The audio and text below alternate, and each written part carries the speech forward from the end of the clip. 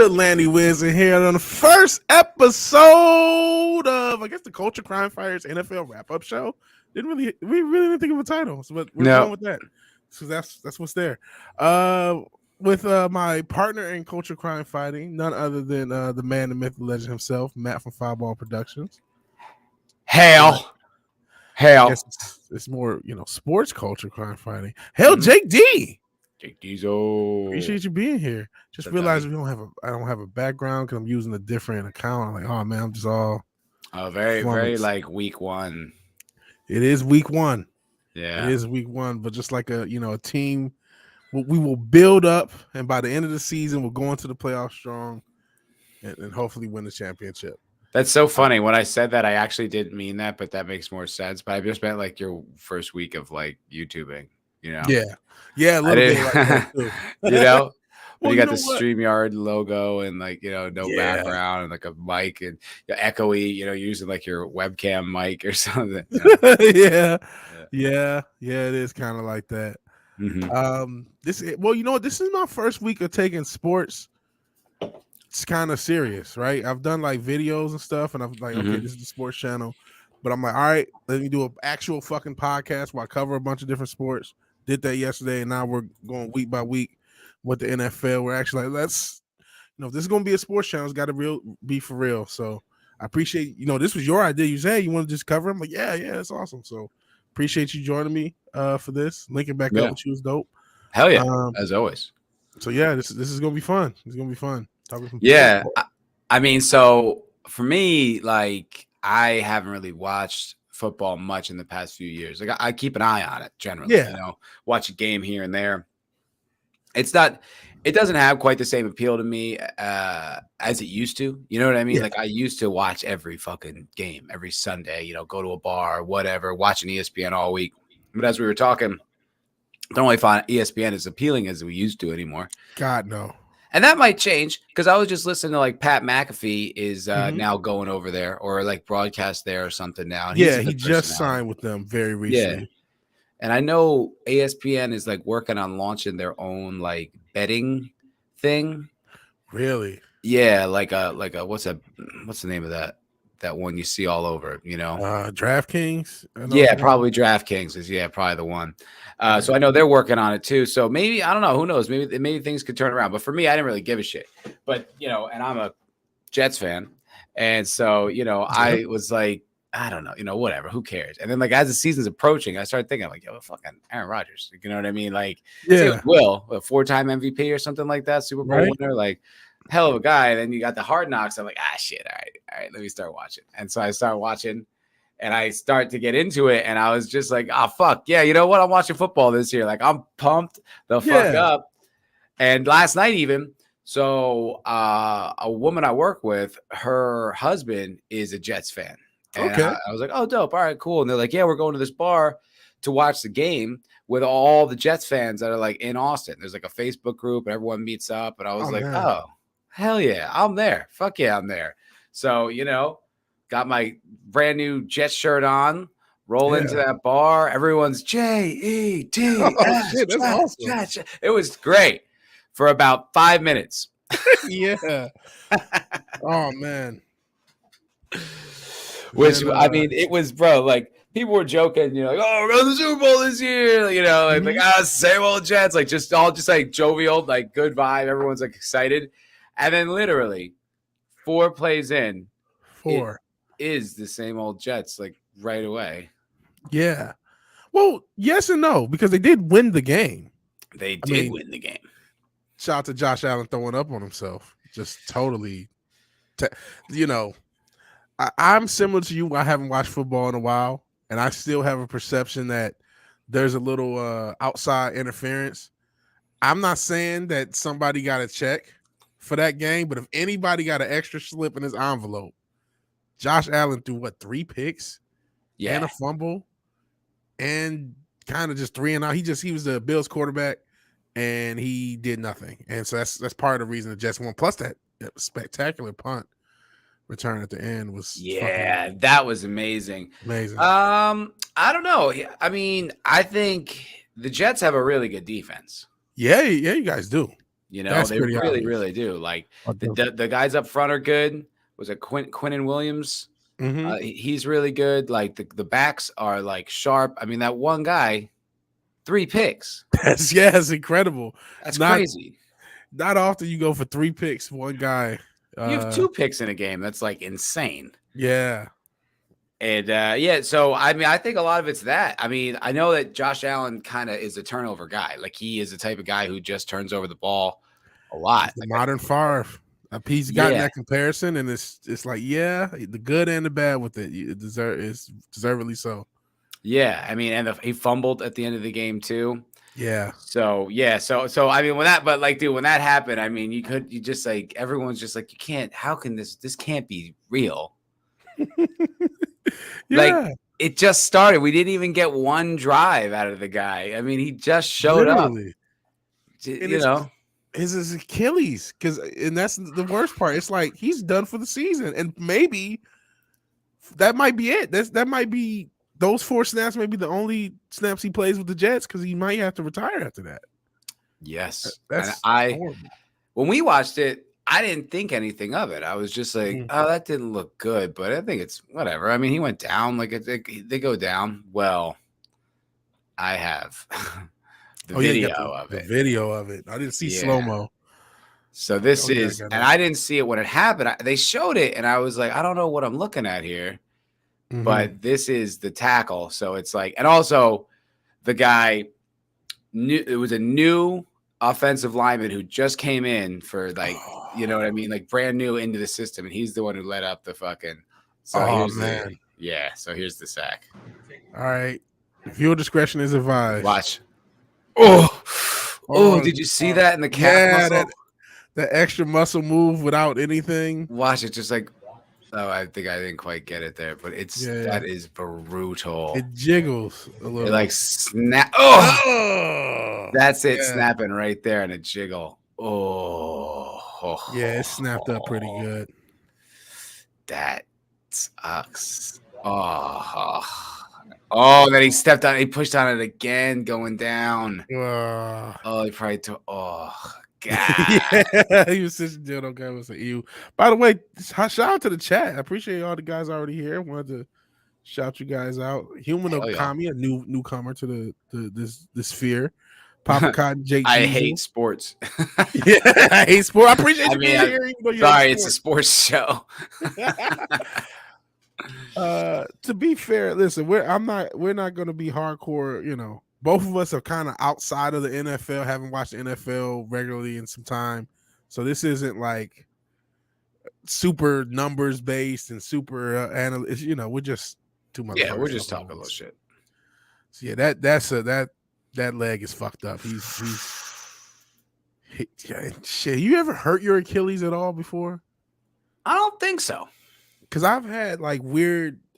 Just being a fat fuck, sometimes you just have weird leg issues, and so like I've had it where I don't know, I'm not a fucking doctor, I didn't get an MRI, but it feels like your Achilles, and it just feels like you can't move right, like you don't have strength in your leg because you just can't. It just feels like it's not the stability thing, but just like, all right, you want to walk, and it just feels like all of a sudden you weigh way more than you did the day before. It's not fun. I get a lot of like foot issues because I like work on my feet as like a bartender. Yeah. And it kind of like tightens up the tendons in the foot. Yeah. And then I was just like that kind of agony, but that's not really like a injury. I've injured my knee. I had to get 2 surgeries on my knee. That sucked. Man. Soft tissue in between the bones, the meniscus, and that. Yeah. That was a real fucking pain in the ass. And it's kind of always still is an issue. It's just always kind of forever. Yeah. Yeah, Sister Dildo called me. Yeah, I hurt my Achilles, ruptured it running from convict husbands. It happens. It happens. But anyway, back to the game. So it's like, you know, we don't know. No one knows that happened. Like I didn't even see that replay until like later. But like, you know, we're in this Jets bar. Obviously, everyone's all dejected. You know what I mean? And then like, dude, like they played a good fucking game. Yeah, they did. Took it like they got taken to overtime, but I mean, you know, the defense showed up, flattened his ass. They came back fucking hard. I mean, If it wasn't for the fact that Zach Wilson is about as good as me back there, they look like a really good team. Yeah, it almost as if all they needed was a quarterback to be a contender. Almost something like that. Exactly. Yeah. Mike says he should have stayed in Green Bay. History has to rhyme. So Jordan Love has to become a great football player, and then he'll go to the Jets in 10, 15 years, and the cycle shall continue. Mm-hmm. Yeah, I think this is going to be a career ender. I don't think – I mean, I know that they say modern technology and all this other shit, but I don't think you can just rupture your Achilles at 39, 40 years old and just come back and be – like, he might come back and play, but is he going to be the guy that you thought you were going to get? You know what I mean? I don't know. I just can't imagine. Happen, but I doubt it. All the energy that went into this season, all the work he put in, all the workouts, all that like training camp and preseason, all that shit, and he didn't even get one fucking game. Yeah, didn't get one drive. Nah. Didn't even get one drive. Just 4 plays, 4 snaps. And this was the off season. It wasn't just that, it was the off season. It's the, like you said, hard knocks. This was like the big story in the NFL was him going to the Jets. It was kind of a parallel to Brady going to Tampa Bay a few years ago. So all right, you have this great quarterback switching. Stafford. Yeah, Stafford, similar thing. Yep. So you've had this story play out, and this is going to be the next one, and it's not. And Lou, I don't know what's going on with you, man. You're hilarious though, so I can't help it. Sounds unfortunate. Sounds unfortunate. Sounds like something about Mary. I'm seeing a few guys talking about potential trades for what the Jets should do. I guess Justin Fields to the Jets. Somebody said Trey Lance, which I was actually just watching a video where they said Trey Lance was the biggest bust of all time. Which we both are old enough to remember Jamarcus Russell. I don't think anyone's gonna. Oh yeah, 100%. I remember Jamarcus Russell. But Trey Lance had, just like 1 year, was it North Dakota State? Then they drafted him number 1 at the this is what happens when you don't watch ESPN every day. Right. 49ers drafted him with their first round pick a few years ago. Then they just traded him to Dallas. I don't know what the Jets do at quarterback. How many quarterbacks have been through that? Like you say Jamarcus Russell, but remember Matt Stafford? I mean, not Matt Stafford, Matt Leinart. Yeah. Vince Young. Vince Young, yeah. That whole little era was a lot of those guys were bust, and they were so great in college, and then just Brady Quinn. Brady Quinn. Sanchez. Yep. Mark Sanchez. So many. The Sam Darnold, the Jets, who they drafted like a few years back. Yep. I mean, the list goes on and on and on of quarterbacks that just like don't work out. It's almost like you can't I don't know. I don't know what the magic thing is, but it's almost like seems like first round draft picks are they don't really work out. Like, yeah, they're 50-50 because then you had Trevor Lawrence. He was the number 1 pick recently. He's kind of worked out, and so what's the guy Herbert out in Los Angeles, the Chargers. He's worked out. Tua, who we'll probably talk about a little bit. He's kind of worked out. He's had a lot of injury issues, but before I knew that Jared Goff could actually play quarterback, I wanted the Lions to draft Tua, and they didn't. They drafted Hawkinson, which didn't work out either. The tight end, I think he's already left. But it's a crapshoot. It's like a coin flip. You're not going to get a mid quarterback. You're either going to get enormous bust or like a near Hall of Famer. There's no in between. Yeah. Let me see. Well, okay. How many quarterbacks have been drafted in the first round? All right. This is it says, since 2011, NFL teams have drafted 38 quarterbacks in the first round. As a group, they've lost or tied more than they've won. Wow.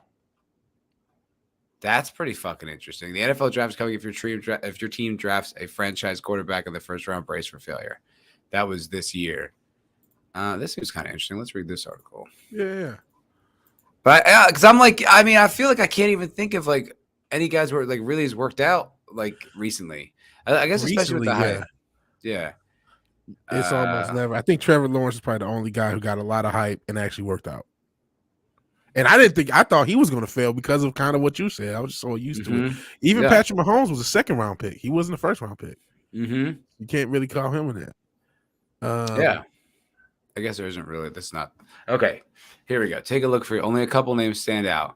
All right. So since 2011, these are all the quarterbacks that have been drafted in the first round. I don't even know who EJ Manuel is. I vaguely remember that name, but obviously did not set the world on fire.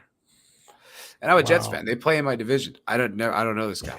I don't remember him. No, I don't remember. And I was watching football then. I was like still a rabid ESPN everyday motherfucker back then. I think I was definitely watching because this was just still like right after the Sanchez era. So like this was, I was still watching.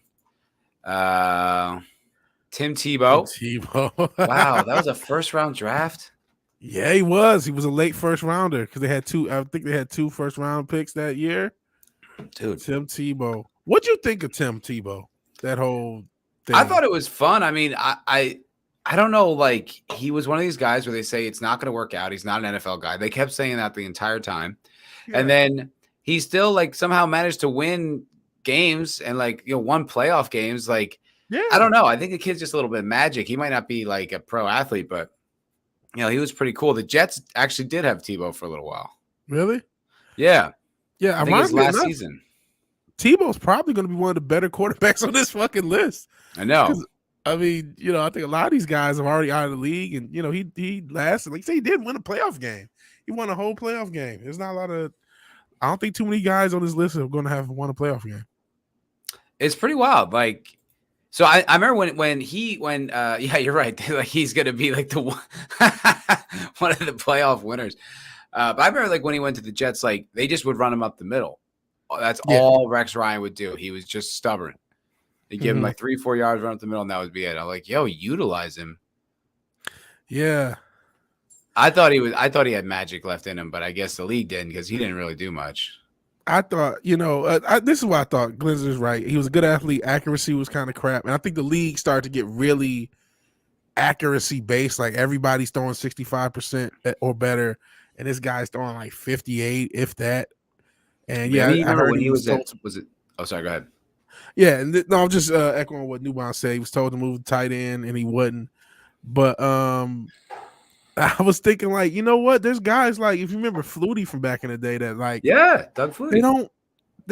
They just win. You don't really know how. Yeah, and I think a lot of it is if you have a running quarterback, and they could just be consistent at running, they may like sacrifice their body, but that means your running game is just going to be better, and therefore your defense is on the field less, and therefore you give yourself a better chance.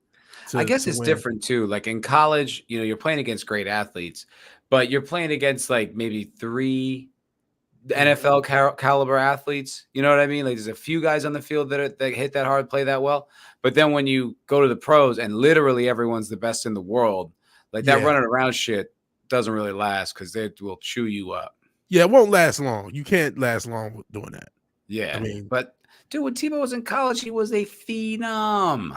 He was incredible in college. He was, one of the best college players I had ever seen. I hate to, add on to the hype because he did get a lot of hype, and I think that wore on people because he was so hyped, and then he would say something in the interview, and he's such a great leader, and he's such a great this, that, and the third, and I think that kind of rubbed people the wrong way when he got into the pros. It's like, okay, motherfucker, can you do this for real? Yeah, absolutely. It's funny. I knew someone back in LA that knew him, and I was like, was he mad religious? He's like, I never heard him mention God once. Honestly, I think I've told this story. I knew somebody when he was doing like the commentary thing who worked for, I think it's called ESPNU or some shit. Mm-hmm. And they said he had like a handler and like an entourage. Like he was that type of guy. Really? Yeah. You know what's funny? I remember this about, you mentioned Doug Flutie, or Doug Flutie came up, but I was like, that's weird. I can't find it because I remember this from a few years ago, but he caught like a foul ball at a baseball game. Like he just happened to be sitting there and he just like grabbed it. Like it was just a wild, just like a fan just watching the game at a baseball game and just like stuck up a glove and fucking caught like a wild foul ball. Happens to be fucking Doug Flutie. That's crazy. Yeah. He's just one of those dudes, just like a fucking, like kind of blessed. Yeah. All right. Next on the list is Daniel Jones. Okay, right. Yeah. Okay. Yeah. He does not look like a top of the league quarterback. He just got butt fucked by the Oh Cowboys. my God, that was horrible. I didn't even watch any of that game. I turned it on, saw it's 40-0, turned it right off. I'm like, oh boy. I watched damn near all of it because my dad is a my dad is a Giants fan, and he was visiting, and so he was all excited to rock like a Giants jersey in Texas. You know, watching Giants Cowboys, he was all pumped about it. Yeah. We go to a bar. Him and his wife beat me and my girlfriend there. We go to the bar, and as I'm walking up, I watch the Cowboys block a punt and run it back for a touchdown. He's like, "No, what?" Oh man. And it just got massacred. And my girlfriend was like busting his balls. Oh no. Yeah.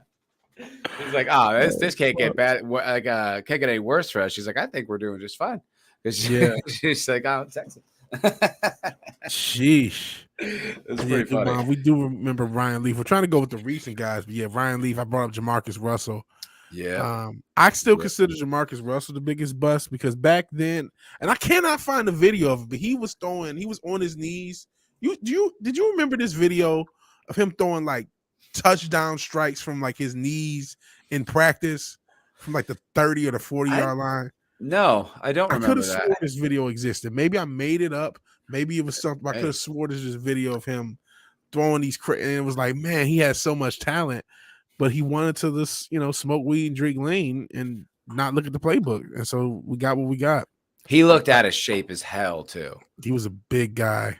Yeah, he did not look good. And it was like humiliating how bad and it was the biggest deal in the NFL at the time. Yeah, that's the deal. That's why they have a rookie pay structure. Because I don't know if you remember a lot of these rookies used to be getting huge contracts to be the number 1 pick or a top 10 pick at all, and they changed that since. Sanchindel is more of a curling fan. I see the edge of your seat entertainment of curling. Yeah, real quick, there was a comment who said, "Oh yeah, I got to put this up there just because football is gay." The NFL, they said it. I didn't. Do they still do activist shit? I noticed the end zones have like either end racism or we're all in this together. I saw that. I saw something on a helmet last night that I was like, ignore that. There's some of that stuff. I just love like putting in racism on the back of an end zone in the football. Like how? What am I supposed to do? Yeah, all you black guys playing football, end it. End racism. like who cut it out now? Yeah, it's so weird. Like I said, there's another message. I think it said we're all in this together, and I'm like, okay, that's some commie shit.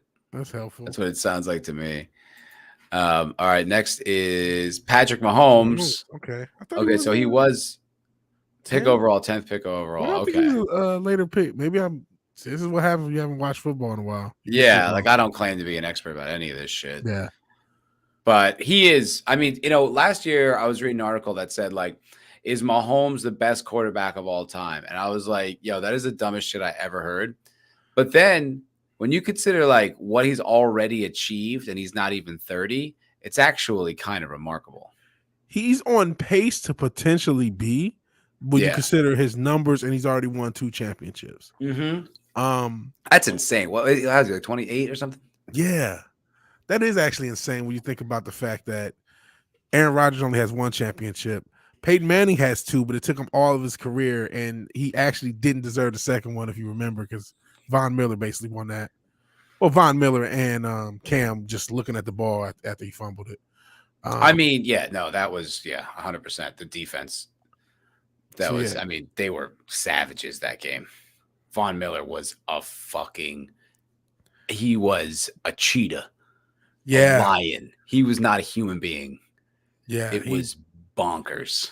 He was incredible. He was incredible that whole year. I mean, he's probably going to go to the Hall of Fame.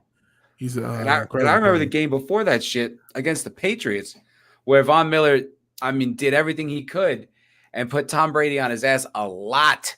Yeah. And Brady, the extra the place kicker missed the extra point on a touchdown.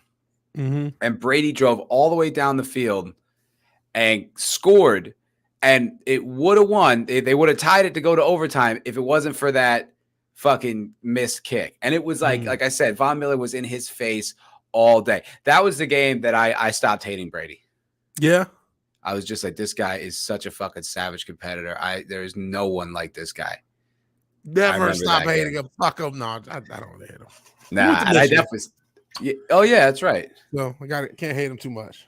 And I definitely stopped hating when he went to the Bucks because I was like, cool, he's out of the division. That's fine. Yeah, that's stuff to worry about. Mm-hmm.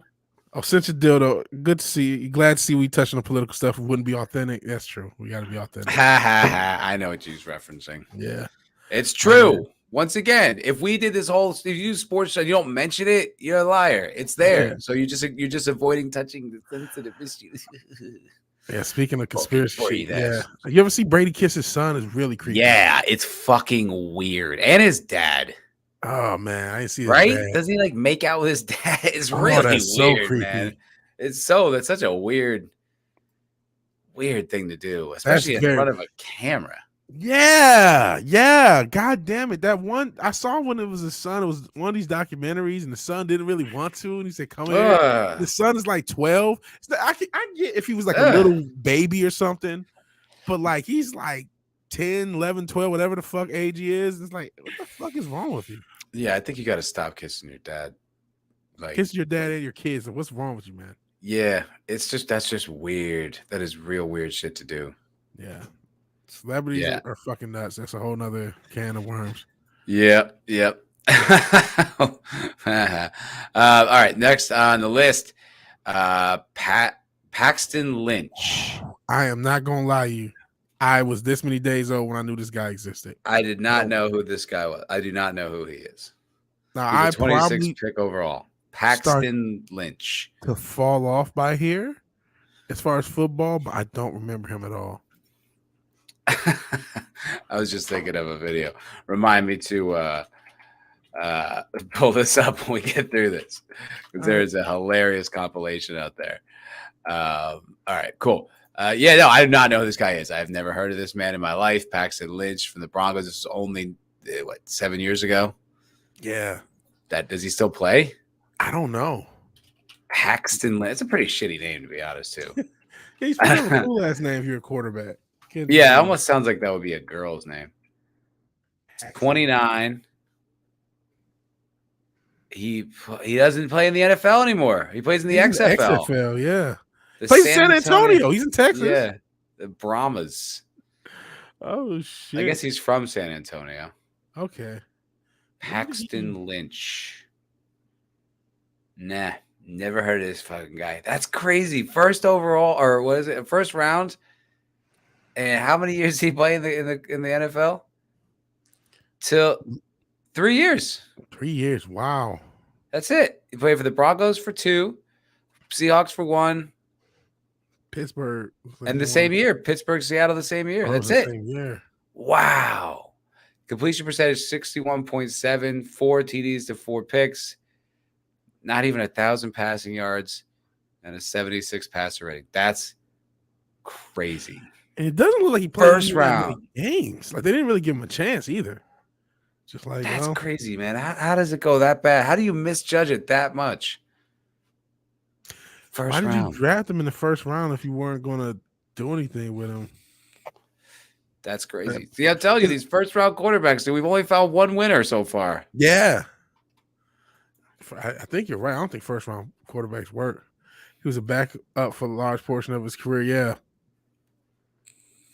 And cannot confirm or deny whether or not Giselle got some AB pipe. I heard that rumor just as much as everyone else did. Yeah. Well, I think we talked about that around the time. Yeah, I think we did.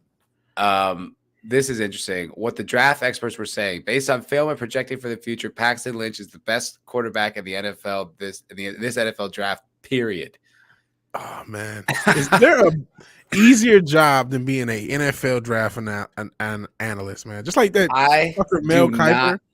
Yes, I fucking do. And that's exactly why I don't watch the draft anymore. And I learned this years ago. I was watching, it was that season with the Reggie Bush, Vince Young, Matt Leinart season. And they were all for months, they were doing mock drafts and draft projections. And this guy's going first overall. This guy fucking day of or whatever, they do a trade. And then none of those predictions go right. Nothing they said. I'm just like, well, why was I just listening to these guys speculate for They just months? make shit up. Yeah. And there's never any accountability. Never. There's never. I think someone said Mel Kiper, his percentage of getting shit right is like 10% or something like that. Something astronomically low. And it's like, well, what the fuck? It's the easiest job on earth. You could just make shit up, come up with a bunch of bullshit. Nothing has to happen. And there's no nothing. And speaking of which, all three of those guys, they were supposed to change the league. They, Vince Young had that crazy game against USC, one of the best college games I had ever seen. And Reggie Bush was supposed to be this great player, and they were supposed to be, I remember that. And none of them panned out. I mean, I guess kind of Reggie, but even then, but he didn't have a great season, a great career. Yeah, he did win a Super Bowl though, right? He did. Yeah, and he was a contributor, but he wasn't even the main back. He was like the second back. Yeah, he was more like the stunt back. Yeah. And he did some good stuff. He did returns too, right? Yeah, he did do returns, and he was good. He was good at returns. He was good at what he did, but he was a kind of a role player. That's back when there were returns in the NFL. That's just not a thing anymore. Yeah, outside of punt returns, there's no more kick returns. And hey, Boosh, I see you here. What's up, Boosh? How you doing, brother? Jake D saying Bush losing his Heisman was bullshit. 100%. Yeah, it looks even worse now that they have now it's legal to pay the players. Yeah, it's like you look really goofy. Yeah, give him back his fucking Heisman. All right, what they're saying now. Lynch was drafted hoping to be the heir to Peyton Manning, but 2 seasons he started just 4 games. He was cut before the 2018 season. Damn.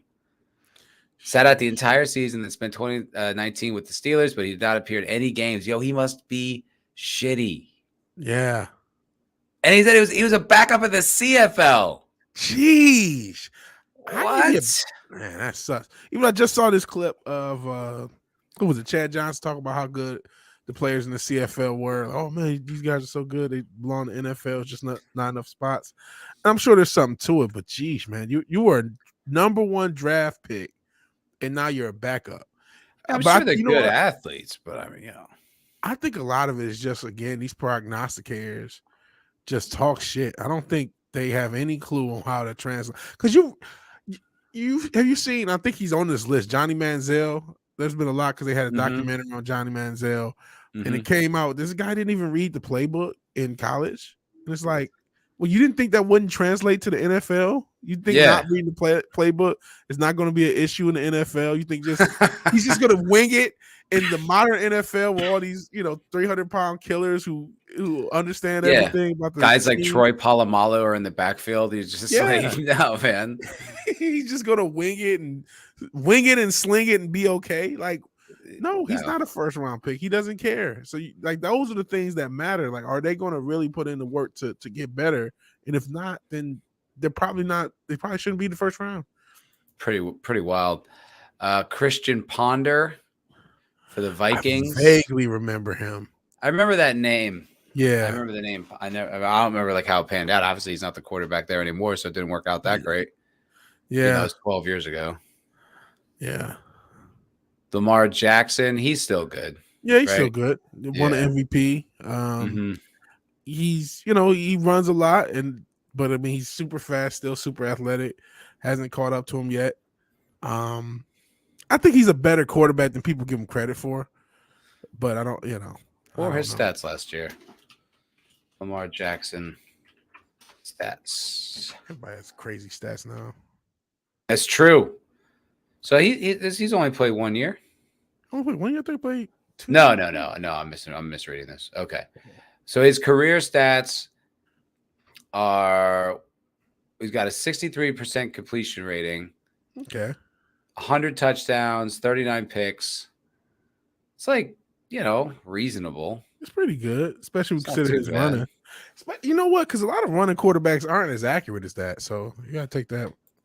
I know everyone's more accurate now, and Yeah, all right, let's see. Yeah, so his completion percentage is, this year it's great. But last year it was like 62, 64, 66. Threw for 3,000 yards his second year in, 2,200 last year. It's not that many yards. Not that many, no. 13 picks in 2021. Cut that in half last year. Okay. Yeah, I mean, not great. Not great, but I mean, again, with his running ability, that's making up for it. How long is he going to last as a quarterback? It's something they talk about quite a bit. Right. He's still the quarterback now, so that's something. Yeah, he's doing way better than most of the people here. Yeah, that Paxton Lynch, who couldn't even start. Let alone, that's crazy. Was he hurt part of last year, New Bomb? You might know more than us. Oh, Brandon Whedon, I do remember this guy because he was like 30 and he was still a number 1 draft pick, and I didn't understand it then. And I guess it was Cleveland, and they're basically us only, us meaning the Lions only, Brown. Cut by the Browns after 2 years. I never understood how he even got drafted, because it's like, if you remember, he was like an older rookie because I don't even know why he was old in college, but he was like 28, 29. It's like, why are you drafting someone who's damn near 30? That's crazy, especially in the first round. Yeah. God damn. It's crazy, man. There's a lot of these bets. Deshaun Watson. Yeah, he's outside of liking the massage parlor too much, which that was an issue. But I'm gonna judge him for that shit. He lost like a season and a half for that shit. Yeah, I mean, I guess because it was like, they're talking like abuse shit. Yeah, but it's his QB rating is, 2020 is all right. Threw for 4,000 yards. Yeah, all right. He actually looked pretty good. To 7 picks. That's actually pretty good. He looked pretty good Sunday, to kind of piggyback into that. Some of the games they won, right? Bengals. Yep, they won. They played the Bengals. Browns played the Bengals. Yeah, Browns-Bengals. That's what I meant. Not Texans. Oh, right. I'm thinking Houston. Yeah, I'm an idiot. Yeah, not Houston. Houston, who the fuck did they lose to? They lost to somebody. We can probably get to it. But yeah, Browns played the Bengals. They smoked them, right? It wasn't even a game. Yeah, 24-3. That's wild. They look pretty good. Texans got whooped on by the Ravens, though. The aforementioned Ravens. Right. It all links up. See, we're covering the stuff. Mitchell Trubisky. Mitch Trubisky. So sorry, Bears fans. I don't even know who that is. I vaguely remember him. He's just, the Bears have had the worst luck at quarterback. I can't even remember them having a good quarterback as long as I've been watching football. No. I mean, not since I've been alive. A lot of people will say, who was the guy in the 85 with the little headband and shit? I can't think of his name off the top of my head. Just Jim McMahon? Yeah, Jim McMahon, yeah. Jim McMahon, I damn near said Vince. Oh, Cutler. Remember they had that Jay Cutler. Remember Rex Grossman? The quarterback that smoked. Jeez. Kyle Orton. Oh shit! Yeah, they've had some terrible quarterbacks, and apparently, Deshaun has he missed 10 games in 2 years, so that maybe that injury stuff is catching up with him, all that running. That's wild. Yeah, it sucks. That's too bad. I feel bad, like for the Bears, like huge sports fans. On this. It's so wild, like how many teams like can't draft quarterbacks, like how hard that is. Yeah, we're looking at it right now. These guys just they just I don't Mitch Trubisky, don't know him. Teddy Bridgewater, I remember Teddy Bridgewater. Why do you feel like Teddy Bridgewater was like way before 2014? I don't know. I thought it was longer too. I thought he followed shit. What is his name? The guy who threw to Moss all those years. You talking about Culpepper? Yeah, I thought he followed Culpepper. Yeah. But that can't be right. That time. No, because who did they have? I think they had Brad Johnson follow Culpepper, and then eventually Favre went there. Oh, that's right. I forgot about the Favre years in Minnesota. Those are good years. Yeah, they were a good couple years. They went to was after he went to the Jets, right? Yep. He went to the Jets, then he went to the Minnesota. We can't. We don't host winners. They repel. It's like matter and antimatter. You know what I mean? We just can't. Revis, one of the best players we ever had to go leave and play with the Patriots to go win a Super Bowl. Came back, never the same. Yeah. Go to our rival our blood Yeah. rival, and go win a Super Bowl with them. Thanks, Daryl. Justin Herbert. Yeah, he's been pretty good with the Chargers. Okay. All right. They won. Oh, no, they lost to Miami. They did lose to Miami. I mean, it wasn't his fault. It was really with the defense. Well, there was no defense until like the last play. Didn't seem like there was a defense on either side. It was, what was it? What was this, 50 points each, something like that? That's what it seemed like. What was the score? Let me see. It was 36-34. It was a lot of. It's a lot of scoring. Lot of offense. Yeah. Next is Dwayne Haskins. Vaguely remember. Is he? Listen, I am not going to lie to you. I still want to call them the Redskins, so I don't know shit about the Commanders. It still says Washington football. I don't know. Haskins struggled in 7 starts as a rookie, throwing 7 TDs and 7 picks. He was eventually benched and cut by Washington before joining the Steelers as a backup. Following season, he died. Oh, jeez. Oh, I do remember him. Yeah, he did die. That was kind of weird. That was like 2 years ago. Now I remember that, but I don't think I connected. I didn't either. This who this was. Wow, that's wild. That's right. Damn. Yeah, that was weird. He got struck by a truck trying to cross the interstate. What are you doing trying to cross? I don't know if it was a drunk driver situation. I cannot remember. Or he was drunk and that's what happened. I don't remember. But yeah, he sure did die. Jeez. What up, Zax? Hey, Zax. Appreciate you. Hello, sir. Here. Good to see you, my friend. Yeah. Oof. Yeah. Wow. Then we'll never know with that one. Kyler Murray. He still plays, right? Yeah, he still plays, but I remember that was a big thing because he could have played baseball, chose to play football. Did he make the right decision? I felt like his first year he was good, and they were good, and they haven't been good since. He's only 5'10". Yeah, he's a short guy. That's wild. To be a quarterback in the NFL, be 5'10". Yeah. So he's had 4 seasons. 4 years. Let me see. He's got a pretty good rating each year. 87, 94, 100, 87 last year. That's pretty fucking strong. 20 TDs, 26, 24, and only 14 last year. Yeah, no, the Cardinals were very competitive because I remember watching them, the Rams, because I was like watching the Rams a lot when I lived in LA, and the Cardinals those years were good. Yeah. I feel like they had 1 year where they started off with a bunch of wins, and then it kind of tanked down the season. Yeah, he throws kind of a lot of picks, but he cut that down last year. I feel like he got last. Yeah, he only played 11 games last year. He's 5'10". He got injured. Yeah, that's a small dude. But dude, in 2020, he threw for almost 4,000 yards. That's pretty good. That's pretty amazing. Yeah, I mean, even I know everybody throws for a shit ton of yards now because of the rules and shit. That's still pretty impressive. But I mean, with the company on this list, that's yeah, Hall of Fame.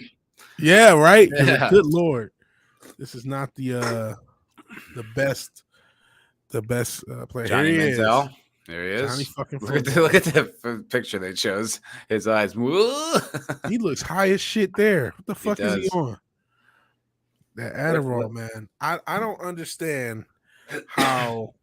I don't get it. I don't know how he could have been a number 1 pick. Now that we know all this information, I didn't know all this shit about him. You guys who are when I say you guys, I'm talking about ESPN. This is why a lot of people stop watching ESPN. You guys are supposed to be the fucking experts. You have access to more information than any of us, and then you present it to us. So you guys said Johnny Manziel, he's going to be this exciting quarterback. He's going to be so great. He's going to be so this. Like I said earlier, apparently he didn't even read the playbook. I think they said he had watched like literally 0 film because they could track it. It was like 0 minutes of film. What do you think you're gonna do in the NFL? Exactly. How could anyone know that and pick him in the first round? I know it's the Cleveland Browns, but come the fuck on. That's crazy, dude. That goes back to my theory that I think like some teams are paid to lose. I kind of think so too, man. I absolutely think so. Certain franchises, I mean, both of our franchises, we talk about the Lions and the Jets historically. You guys upset the Super Bowl champs. Man, this has to be our year. I've been saying that for years. When I say our year, I don't mean Super Bowl. We'll never win a Super Bowl, but just make it to the playoffs. That would be the Super Bowl for the Lions. Yes. It is. When's the last time the Lions were in the Super Bowl? I mean, in the playoffs. Never in the Super Bowl ever. No, last time in the playoffs. 2016 or 2015. It was. I want to say the year after Calvin retired. We went 9-7 and made the playoffs. And I want to say it's 2015 or 2016. 2016. Okay. Yep. Lost in the wild card round. Of course. I don't know if we've won a playoff game since I've been alive, and I'm 36. I'll be 36 in a few weeks. I mean, wow. Their playoff history is short. Yes. I'm on profootballreference.com. Okay, it goes 2016 the wild card, 2014 the wild card, 2011 the wild card, all losses. 99, so okay, a loss in the wild card. 97, a loss in the wild card. 95, a loss in the wild card. 94, Sanders years. 94, 93, all wild card, all losses. 91, they actually won a divisional game against the Cowboys. Okay, and then they lost for conference champions. So that's probably the most competitive they ever were. Team. Then this to 83. I don't even think they had the wild card. Oh no, I guess they did. They lost in the divisional to the Niners. 82 wild card lost. 1970. Now you got to go back 12 fucking years. Jesus Christ. Lost in the divisional to the boys. And then go back to 1957. Wow. That's incredible. Brutal, dude. That's brutal. Think about this. Win a championship. I guess they won a championship, but that was they won in the 50s. That's the last time they won a championship, pre-Super Bowl. That's before the Super Bowl. Yeah, and I know their quarterback was named Bobby Lane, and he was apparently an alcoholic. That's all I know. You got to the 50s. That's statistically impossible because there's only 32 teams, right? So right. For that to happen, think about this. Tim Tebow has as many playoff wins as the Lions since I've been born. As a franchise. That's crazy, dude. How can that happen? For those who don't think it's rigged, explain to me that. I mean, fucking Brady, probably not even Brady, probably like Peyton Manning's probably got more playoff wins than the Lions have appearances. Yeah, I think he does. I'm pretty sure he does. Crazy. I'm almost 100% sure he does. Damn, I thought the Jets didn't make the playoffs much. No, it's something serious on the Lions. And we only had, a top 5 receiver and a top 5 running back. No big deal. Yeah. Of all time. Who's the top 5 quarterback? I said, what's that? Receiver and running back. I'm sorry, receiver. Oh, yeah.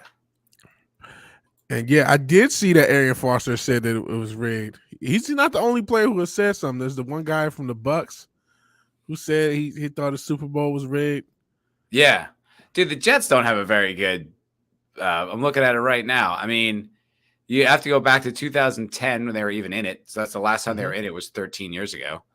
Yeah. They won 2 games, wild card division, and lost to the Steelers in the I remember that game. They didn't even show up to that one. They got fucking mauled. And they finally started playing Jets football in the second half, and then it was too late by then. And that's crazy because they beat did they beat the Patriots on the way there? Hell yeah, they did. It was insane on the road. They beat the Patriots on the road and then lost to the Steelers. I mean, the Steelers were still pretty good, but it's just like, damn, man. That was the can't wait. Oh yeah, yeah. Can't wait. Remember that shit? Yeah, and fucking. Was it who's it? Sal Palantonio was just like, okay. He looked like a woman. There's just so much like aggression coming off of Bart Scott. Yeah, cookie. Don't give them ideas. You said surprised the Browns didn't change their name. It's very problematic. It's supposedly off of was it Paul Brown or something? Something like that, yeah. But like, don't give them ideas, man. Yeah. They will say, "Oh, is this a racial epithet?" But the Jets. So then, the year before that, kind of this exact same thing. 2009 playoffs, they won 1, lost.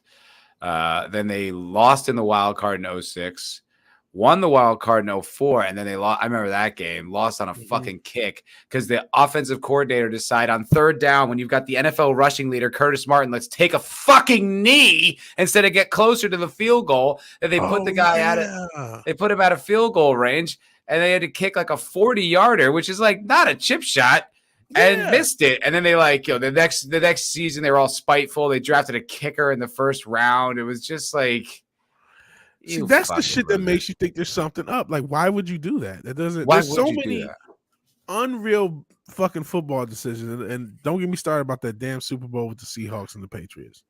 Just the most unreal call. So sometimes I just randomly think about it. Like, no, there's no way sports is 100%. It can't be. Because you can't. It's just too suspicious. It's too, yeah. Especially a lot of these Super Bowls, man. There's no way in a million years. I don't care if motherfucking Marshawn Lynch fucked my wife the night before. I'm giving him the fucking ball. You know what I'm saying? No, I'll you be should throw it over mad. the middle on second down to the Yeah. notorious fucking ball hawking, like Patriots linebackers. I mean, Yeah. what are you One of the best thinking? defensive minds of all time. Let me throw on him on second down at the In goal the line. middle. You get right in the middle. It's like, and he looked like he threw the ball directly to him. So that was the moment. I'm like, no, sports are red. I'm done. I'm not. And didn't Lynch like set the record that year? He probably did. I think he set the record for rushing yards, and it was like, that was Pete Carroll just scooted out of USC. Like, nah, I decided I'm going to do pro. No, let's not worry about all this scandal. I'm going to go play pro ball. Right? Yeah, I remember that. You're right. So maybe there's like, listen, Pete, I don't care. You're throwing a pick at the end of this fucking Super Bowl, or we are coming after you. Man. That seems a lot more believable than, oh, well, we just didn't want him to win the MVP. Bro, it's how everything else is run. Entertainment, government. Why would it be not the way in sports? Especially when you consider all the damn money in sports. Mm-hmm. All the access. So all the fuck ups these guys are doing, you know what I mean? Honeypots and traps and shit. Yeah. Probably both figuratively and literally. I think that Deshaun Watson thing was a honeypot situation. Because it's like that one was weird. Because these women were clearly prostitutes, and we all had to act like they weren't. And I was like, come on, man. And they all seem to come out at the same time. Yes. And they all have the same story, which is he asked me to jerk him off. And you're like, okay, say no. Right? Whoa.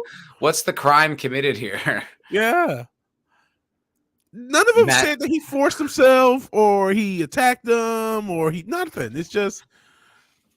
It's like, no, there was nothing there. Zach saying Matt has the Sanchez tattoo. That's so funny because I have a fucking Sanchez jersey. Yeah. And I have a Jets flag autographed by Mark Sanchez. Oh, wow. Okay. Iconic. It's like, what do you do with this shit? Like, I can't throw it out in good faith, but I also don't care about it. Like, oh, you mean this? I mean, there was 2 great runs. I tried to tell that when I met Sanchez. I was like, I was trying to look. I mean, those runs were really great, but I was trying to be positive. I didn't know how to spin it. It's just, it's like kind of a joke. Yeah, it was kind of, not to put it all on him, but he, that was a good team, and he was the weak point. Well, I remember the next season, like they figured out that Jets, like the blitz packages, like they figured it out, and Rex had no answer, and then it was just over. And it was like, all right. Yeah. But back to the list. This is about Manziel. Nick Saban is the best defensive mind in football. He has no answers for Manziel. That carries a lot of weight with NFL people, knowing he has no answer for Manziel in 2 football games. He's no guarantee. He's a wild card, but a lead that protects. This is Mel Kiper that protects quarterbacks. He could have success. Fuck Mel Kiper. I mean, I know, for real.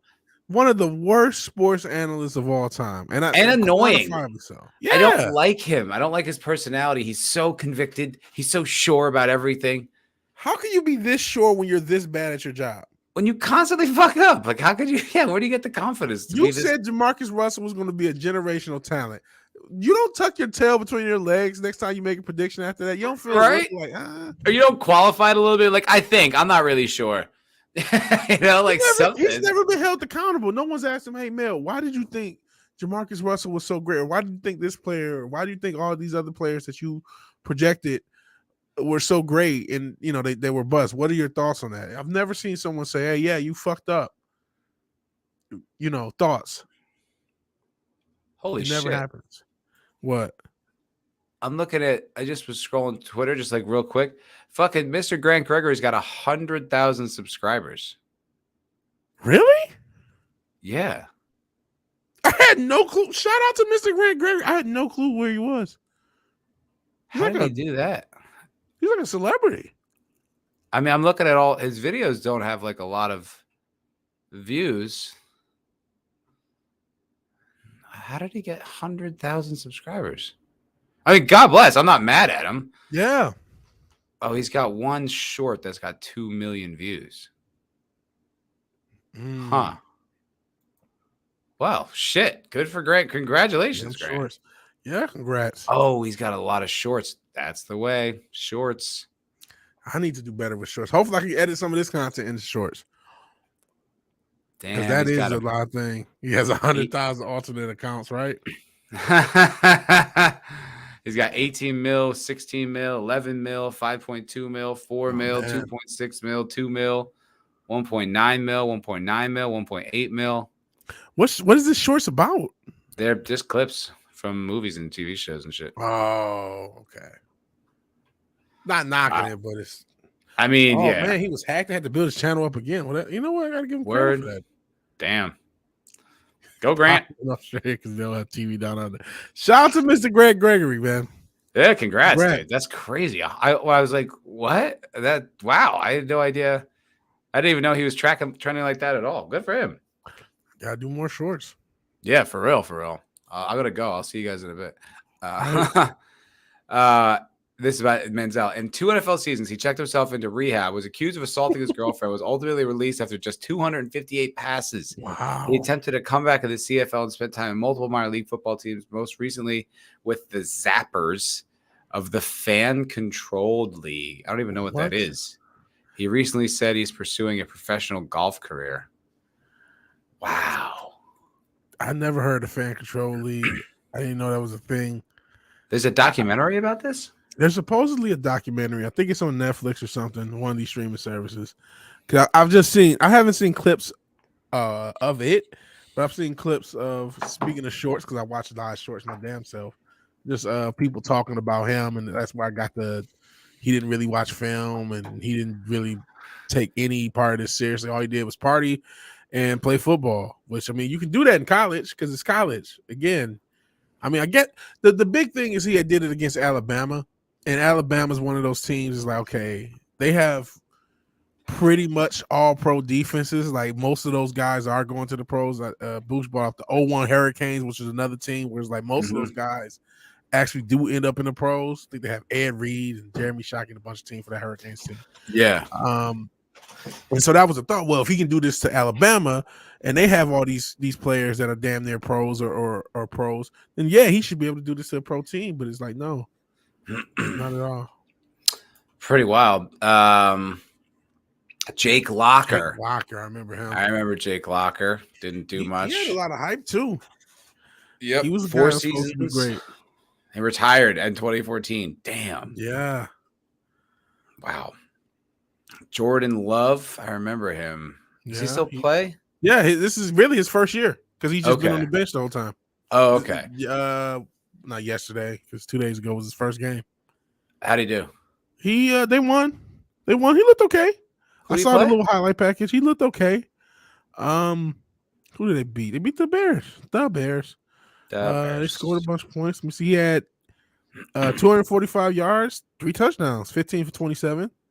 That's 3 touchdowns. 3 touchdowns, 3 touchdowns. 38-20. That's pretty decisive. Yeah. So all right. Yeah, all right. So we'll see. That's a wait and see for sure. Yeah. And that's still pretty new. Mac Jones. He looked all right. I mean, they lost. Yeah. Which was I feel like he's okay. He looked pretty good. Yeah. 3 touchdowns, 1 pick though. Looking at it, the stats from Sunday. A lot of throws, 54 throws. Led them to the just playoffs. got Ezekiel Elliott. Yeah, I saw that. I was like, that's wild. That's a pretty good pickup. Yeah, but I mean, he only had 7 carries for 29 yards. He's not who he used to be. Yeah, which I mean, that's a part of the meta. That's part of the reason there's so much throwing. Just running backs, they fall off too quick. It's too much. It's too physical of a position, and it's a big drag on your draft cap too. Yep. And that's what they had. That's why they got rid of Zeke. But fucking what's his name? Belichick. I mean, I don't even know if it was Belichick or Brady anymore. But it was like Belichick was the king of picking up those like kind of has been stars. Yeah. And putting them in like positions and roles where then they just they have like a renaissance. Yeah. Like, who was the guy? Junior Seau? Was it Junior Seau? Yeah. Who, like, Junior retired. Seau. He's like, I feel like I retired. I graduated at this big speech, and the next day signed with the Patriots. Yeah. Yeah. Maybe I will pull up the cane. I know, like I said, Ed Reed was on that team. I know Jeremy Shockey. Remember Willis McGahee's leg? You talking about a nasty scene. That literally, I didn't play high school football because I saw Willis McGahee's leg, and I'm like, really? Nope, I'll never do it. I don't know if I ever saw that. Oh boy, it's the they hit him in his knee and it goes back the other way. It is the worst. I don't know if I should play it. Like if you see it, it's the worst that I've ever seen. It's one of the worst things. And I said, I will never. This was in college. You did this? It was in college. He was a running back. He was a great running back. But I saw that and I'm like, I will never play football because I cannot risk that happening to me. It literally was like, nah, I'm not doing it. Oh man, is this it? This is it, yeah. I never seen this. When I say viewer discretion advised, I mean this shit. This is Joe Theismann bad. Oof. Okay. So McGahee is down. Yeah, this is a real serious hit. Will Allen put on Willis McGahee. Hit him low, and they're looking at his left leg right now. Yeah, that was a replay coming up. Will Allen with two big shots, one on Winslow, and then this one. Oh, my. Lord. I told you, man. That is a serious knee. I told you it was Joe Theismann bad, man. Oh, my God. Golly. Oh, you look like a gazelle. Like it looked like one of those animals with like a backwards knee. Oh. So after that, I was like, I'm not playing high school football. I'm not doing it. I'm not doing it because I saw that. And I was like, nope.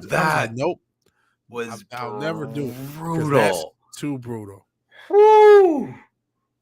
Unreal. It's unreal, right?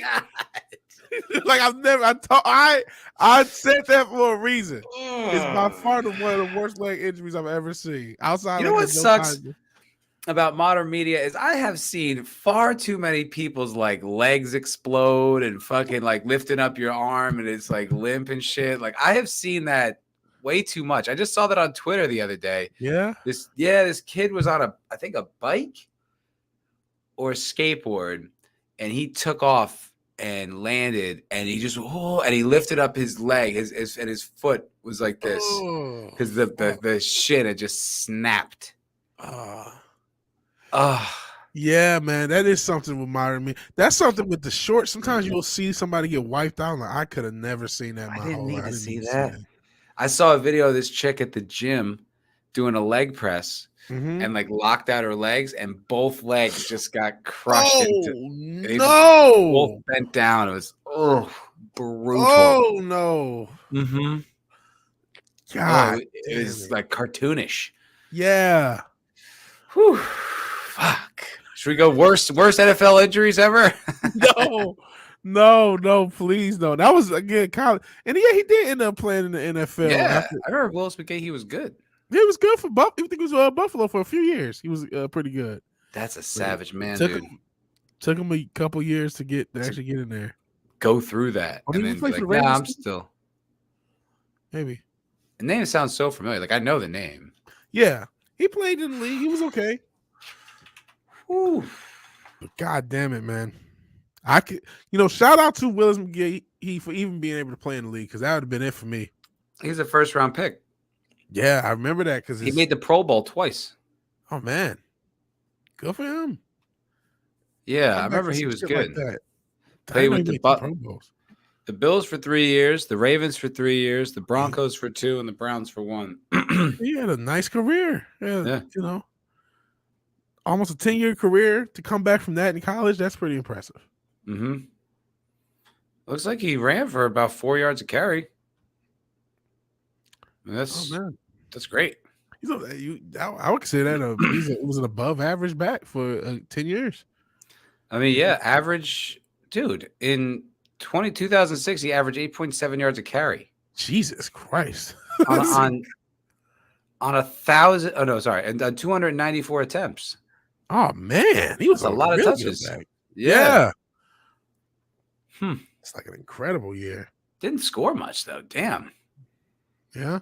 They just would not give him the ball to score. He's got 0 touchdowns. 2004, 2005, 2006. No, those receiving. Oh, okay. I'm like, how is that possible? Okay. 13, 5, 6, 7, 7, 12, 5, 4, 4, and 2. That's pretty fucking solid. That's really solid. Yeah. Was a good back. It was really good. I remember him being good for the Bills. I didn't know he was that good. Lifetime average of 6.4 yards. Oh, wait, that's receiving. Sorry. Yeah, 4 yards. Okay. Lifetime average of 4 yards carry. That's still pretty good.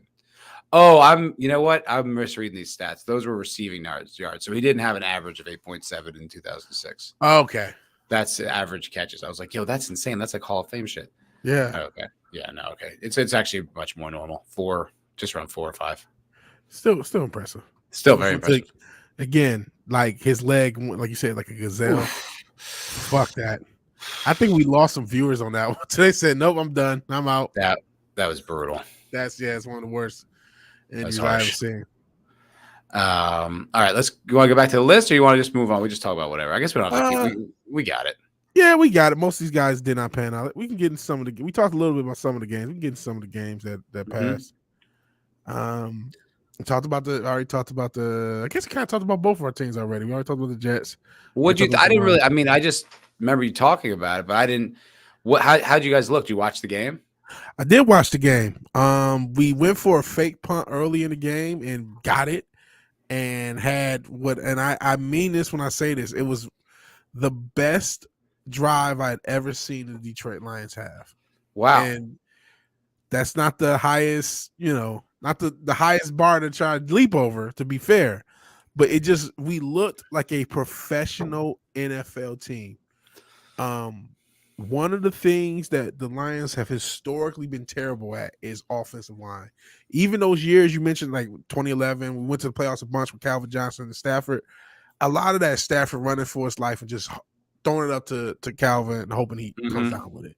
It's not like, okay, you do your 3-step drop back and you do your reads and then you find the open guy. That's not what it was. It was just, gunslinging basically. And to see Goff be able to actually make reads and make the right read and get down the field, I was like, man, I've never seen the Lions team do this ever in my life because we're so bad. Yes, we can win the North. I don't want to jinx it, but I legit think we should win the division. Aaron Rodgers is obviously not in the league, looks like, but we shipped him out of the division. The Bears are still the Bears. The only real competition should be the Vikings. Yeah, I guess the Packers may still be good. We'll see with Jordan Love. I guess it's not determined or not, but we should win. We should win the North. We should win the division. That would be tight, dude. That would be amazing. Yeah, I wish you the best of luck on that. I'm hoping. I didn't see all of the games. I did kind of pass out partway through, and when we woke up and like, oh, we won. Holy shit! How did we win? Well, I remember I was out with my family. It was the first day my dad was in town. Yeah. And we were at a bar and they're he's old, getting tired. So we leave and I was like, as we're walking out, I'm watching the Lions drive. I was like, I kind of want to watch this. I kind of want to see how this plays out. But I didn't get to check it out. Just watch her the next day. They won. I was like, oh, okay. I see you in Detroit. Let's look at it. I'm looking at the stats. Goff had 253 yards, the 1 touchdown. Mahomes had 2 touchdowns and a pick. I did see that pick get taken back. Nice. It was a pick 6? Was it a pick 6? Oh, yep, it was a pick 6. Whoa, that's huge. That was a huge part of us winning. So yeah. And I mean, we actually also out-yarded them.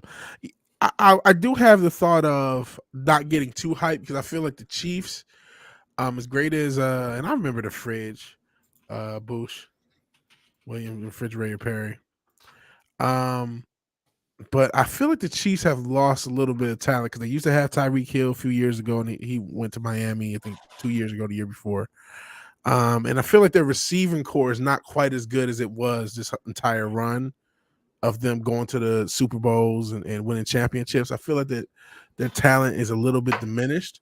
That's not to say they're not going to still probably be, one of the best teams in the league, but I definitely felt like, okay, listen, I'm not going to, the Lions beat the former world champs. I'm going to hold on to that shit, even if it's the only win we get all year. And with Detroit, that's a high possibility. But there is a part of me that says, I don't know if the Chiefs are quite as good as they have been. I mean, I'm looking ahead at, it's true, but I'm looking at, you won, so whatever. Yeah, I'm taking the win. I'm looking ahead at your schedule. It's not that bad. I mean, you got the Seahawks next week. Okay. Then the Falcons, then the Packers. It's gonna be the tough game. Yeah. Panthers, Bucks, should be okay.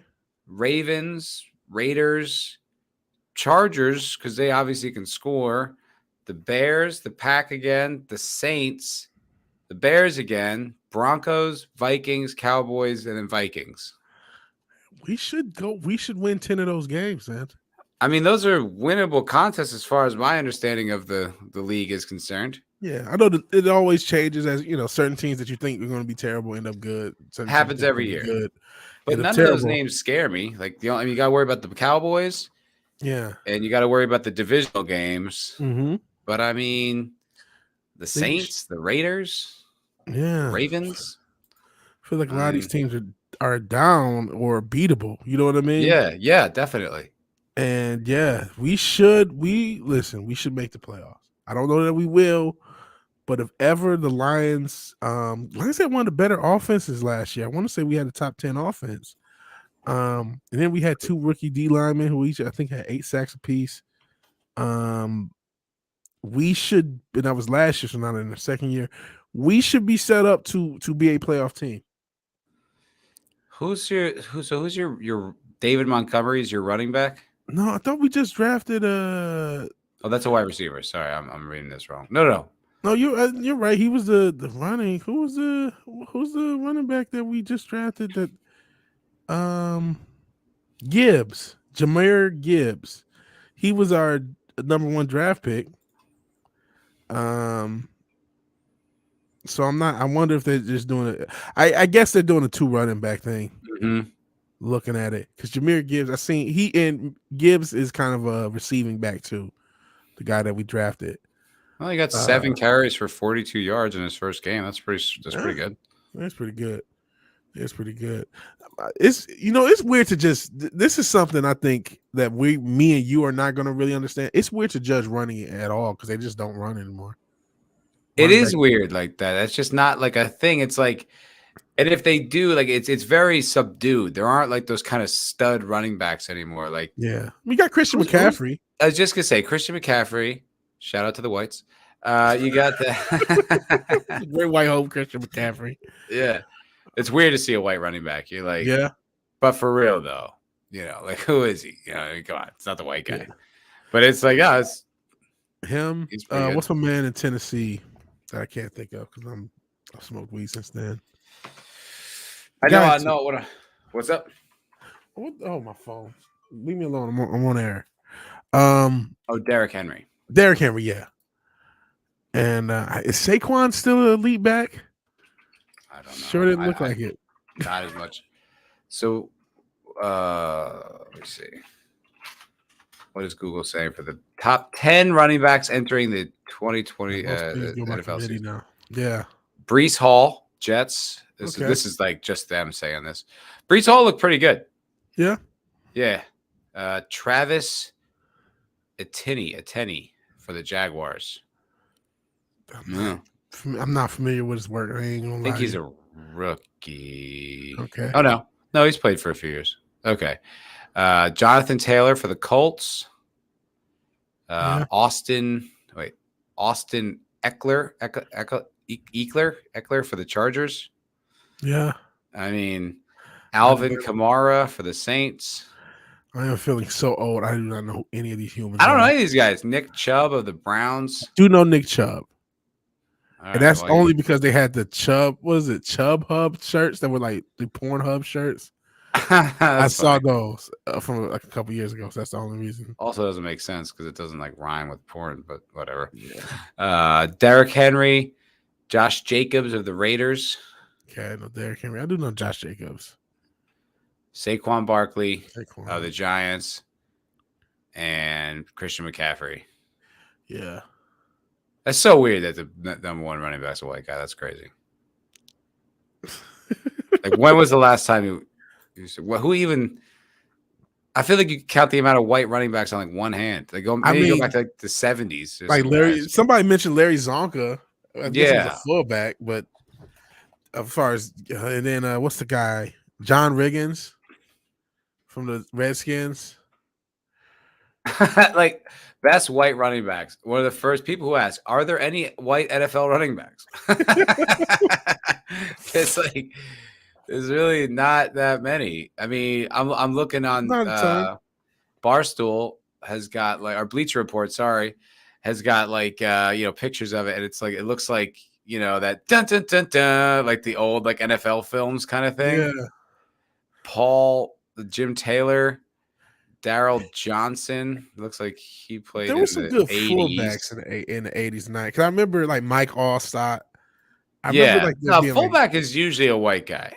Yeah, it's a lineman position, basically. Yeah, John Cappelletti of the Rams in the 70s, Craig James in the 80s, Matt Suhey in the 80s, Tom Matt in the 60s. Peyton Hillis. I do remember Peyton Hillis. Yeah, I do too. He had like 2 good years, and that was about it for him. Mm-hmm. Mike Allstott. Again, fullback, but he was. That was the one where you would direct. They would just direct handoff to Mike Allstott. He would just power through the line. I remember that. Yeah. That was with the Bucks. That was when the Bucks fucking were. They had that crazy defense. Yeah. Yeah. And literally like Pro Bowlers at pretty much every position. It was ridiculous. It was crazy. It was like a fucking all-star team. Yeah. Ed Podolak from the 60s and 70s. Tom Rathman from the 80s.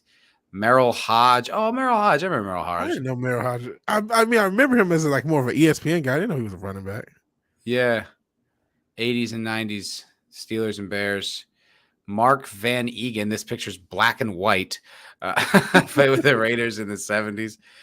Rocky Blair, the 60s and 70s, and Larry Zonka of the fucking Dolphins. 72 Dolphins in the 60s. I mean, they still have like the kicker helmet with just the two little yeah.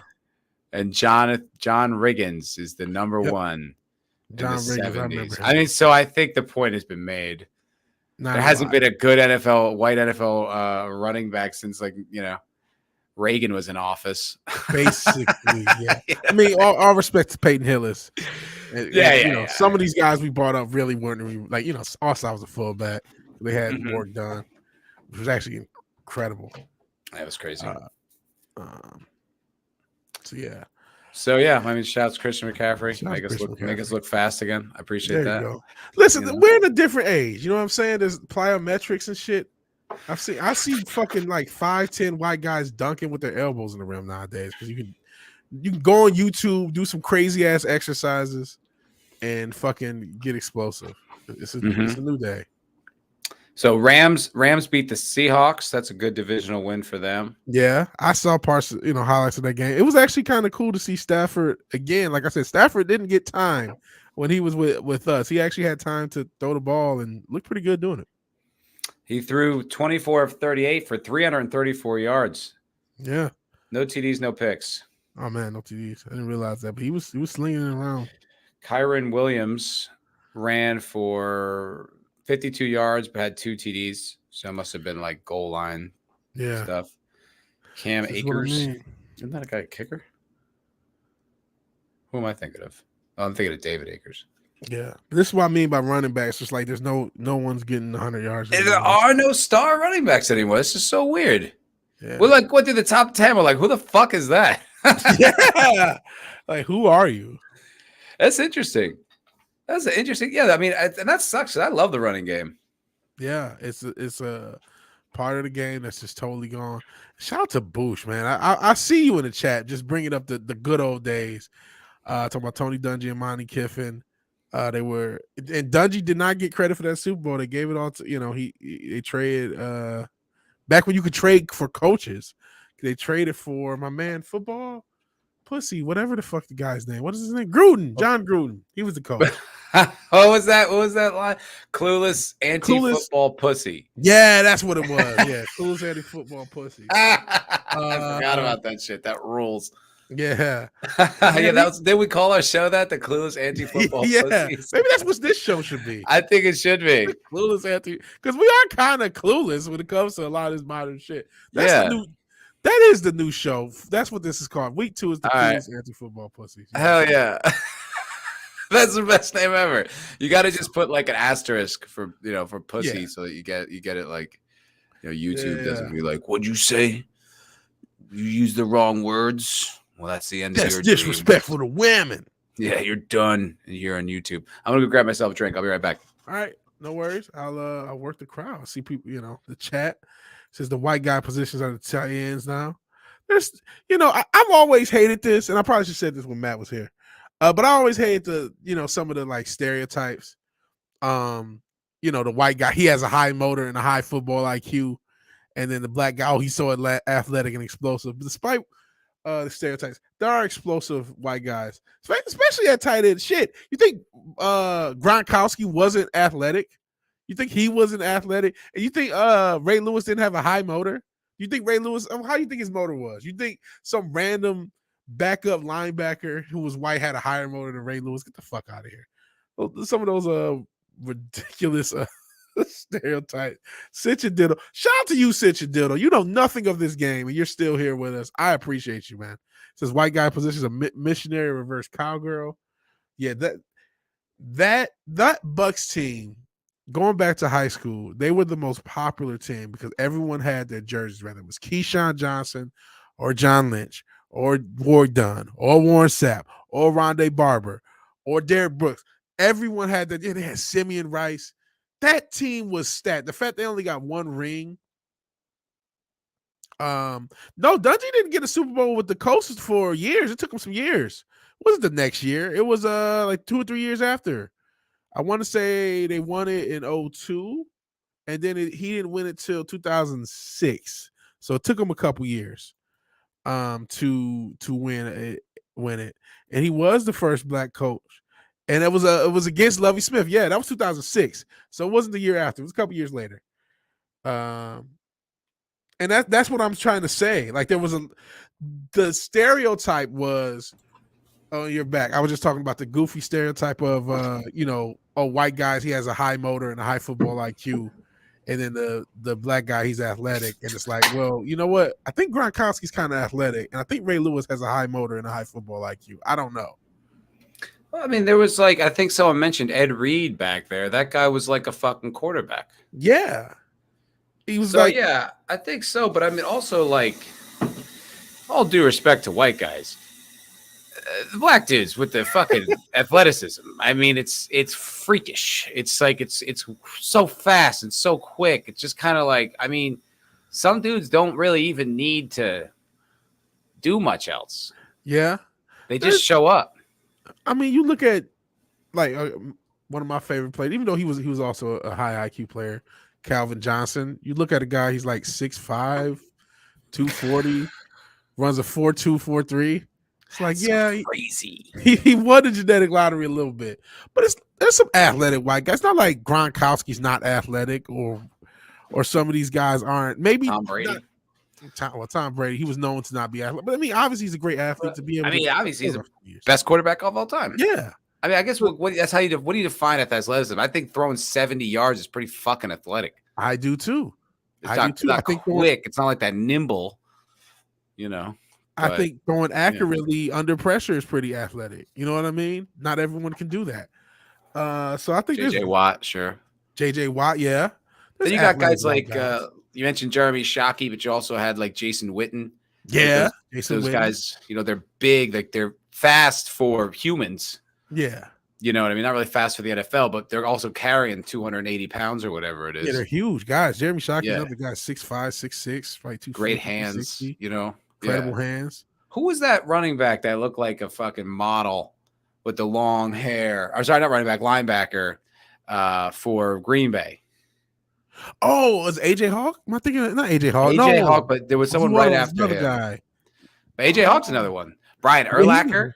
Brian Urlacher. He was athletic. Now he was fast. Yeah. He was for real fast. For real fast. Absolutely. God, I know who you're talking about. Not AJ Hawk. It was the guy. Yeah, it was right after him. Matt something. You don't have to Google this. I really couldn't think of it because I remember like AJ Hawk was the fucking man. This guy comes in, everyone's like, AJ who? Yeah, and I was like, yo, don't disrespect. AJ Hawk's the man. There was a kid who was a short guy. Clay Matthews. That's it. Yeah. There was a guy, but for the Jets, and he was a safety, and he also played for the Ravens, and he was little, but he like ran that defense. You know what I'm talking about? Like 33 or something like that. Something. Okay. And he was fucking athletic. Oh, shouts to who's that cornerback, the white guy, from Denver. Yes, well, Seahorn was good, but is that what I'm thinking of? Seahorn? No, Seahorn played for the Giants, I think. Yeah, right. But who's the guy I'm thinking of from Denver? Lynch, Jonathan Lynch. He was safety. Jonathan Lynch. Yeah. Yeah. He was different, and we just mentioned him because he was also with the Bucks. Okay. Yeah. Right. Athletic. Exactly. Very athletic. He was athletic. There's athletic white guys. Mm-hmm. It's a stereotype. No, it's not. We just came up with a bunch of exceptions. They're not I mean, everyone in the fucking NFL is an exception, though. That's a fact. Yeah. You know what I mean? It's not like I know. Listen, I appreciate the lore that all of us are just like super freak athletes, but I gotta tell you, I can't run a 4.240, and never in my life have I ever been close. I don't think I've ever run like a sub 640. Like maybe I'm. I don't even remember like the last time anyone. I don't even remember what I ran. I knew it wasn't fast. I wasn't particularly. I was fast when I was a kid, like when I was like prepubescent. I was quick, but then everyone else got testosterone. I had to wait a few years on that, and then I didn't train. Like I wasn't like an athletic teenager at all. I just like video games and dicking around. So I don't even know what my potential could have been. I never tried. Yeah, well, that's another thing. Back in the day, like there was no impetus on training for normal people. Like now we have a totally different gym culture where everyone goes to the gym and everyone does that. That didn't exist really. I mean, there were people who did weight rooms and shit. Yeah, we had weight rooms and stuff. You know, there were dudes who lifted and shit. I tried. I was scrawny. But I remember like when in my early 20s, I was playing a lot of basketball. Yeah. And I was like pretty decent. Like I didn't have the best like I was a good outside shooter. Like I would shoot corner threes. That was my specialty. Okay. It wasn't great in the paint. I wasn't good like layup like on the boards, but like outside like 3-pointers, I had a really mean 3-point for a little while. There you go. And then me and my buddy were playing in Spanish Harlem, then I got checked as to where I was in the hierarchy real fast. Yeah, dude, watching these high school kids, they didn't even look at us as competition. Oh man, mauling like it was. I remember this dude beat me in combat boots that weren't tied. Oh man. He's wearing jeans and combat boots, and he was having fun. He couldn't even be mad at him. He was just a nice dude, just like having fun. I mean, I couldn't guard him. I couldn't do anything. Yeah. It was humiliating. I was like, oh, this sucks. Yeah. And I was playing a lot of ball, dude. That's probably the best I've ever been at that sport. Oh man. Yeah. I was thinking this. I didn't want to say a white dude that can shoot. How unusual. Again, stereotypes has changed. I think I still got it. I mean, I could shoot the fuck out of free throws. I mean, I was like, and they weren't in-game free throws, but I was like in the 90% hitting free throws. I was like, hey, that's impressive. Something, for the average person, you know what I mean? That's impressive. Yeah, but I mean, that's it. That's all, you know what I mean? I could run. I was pretty decent on defense too, but when I was in shape, this is 15 years ago. But I could run backwards really fast too, so I could get back in the paint, but I was just playing with pickup guy. I was just picking up, at the gym. Wasn't like real competition. It's just dudes. To be fair, like New York is like one of the hardest places to play pickup on earth. So It was crazy. I mean, these kids, I was like, yo, that dude flies. Like, how does he jump so fucking high? Like, it was crazy. Yeah. Yeah, this is something else about old sports. I remember the high school coaches were terrible. I tried out for the basketball team, did not make it. And I don't think our coach, like I wasn't going to make the team. I just wasn't athletic. But our coach did not have a lot of basketball IQ or wisdom or plays or anything. No, my coaches were shitty too. Like, he's right. Like, they would only focus on like the athlete star kids. Like, I played football for a year, and I never really got any time because I was 14. I hadn't even hit puberty really. Like, I was like still, you know what I mean? There's like dudes out there like men, and I'm like, I don't even have muscle mass yet. And I got put into a game, and the coach told me to play, and I was like, all right. And then like I get in the huddle, and they're like, what's the play? And I was like, oh, I don't know. Like, I didn't even know the plays. Like, no one told me. And no one certainly told me that when you get into the game, you tell the fucking quarterback what the play is. Yeah. I didn't know that that's how that was communicated because you never told me that one fucking time. Would you just think I magically knew that shit? So I'm a freshman. Yeah. It was my first year playing football. Like, it was so weird. Like, it's just, like, and you feel like an asshole. And it's like, well, yeah, but I wasn't coached. No one told me that this is how this is playing. Like, I know I'm not an athlete or anything, but I am on the team. I feel like I should know the fundamental details. If anything, I could probably pass information better than anything. Yeah. I mean, a lot of those coaches back then, they were just like, I don't know how they are now, but they were just like, oh, this is the fucking science teacher, and they gave him a clipboard, and now he's a coach, and he knows shit about basketball or shit about football, but he's still the coach. And that's it. Like, unless you went to like a really intense football or basketball school, you got some guy, and like, there was no skills training. Nobody taught me how to dribble and how to, do fundamental shit. It was just, just go play him. We were just playing short shirts and skins. And I'm like, this is cool and all. This is, I guess, but like, there's no, knowledge. Nobody's running screens. There's no, like, when I watch the NBA, there's off-ball screens. There's ball movement. We're not doing none of that. It's just.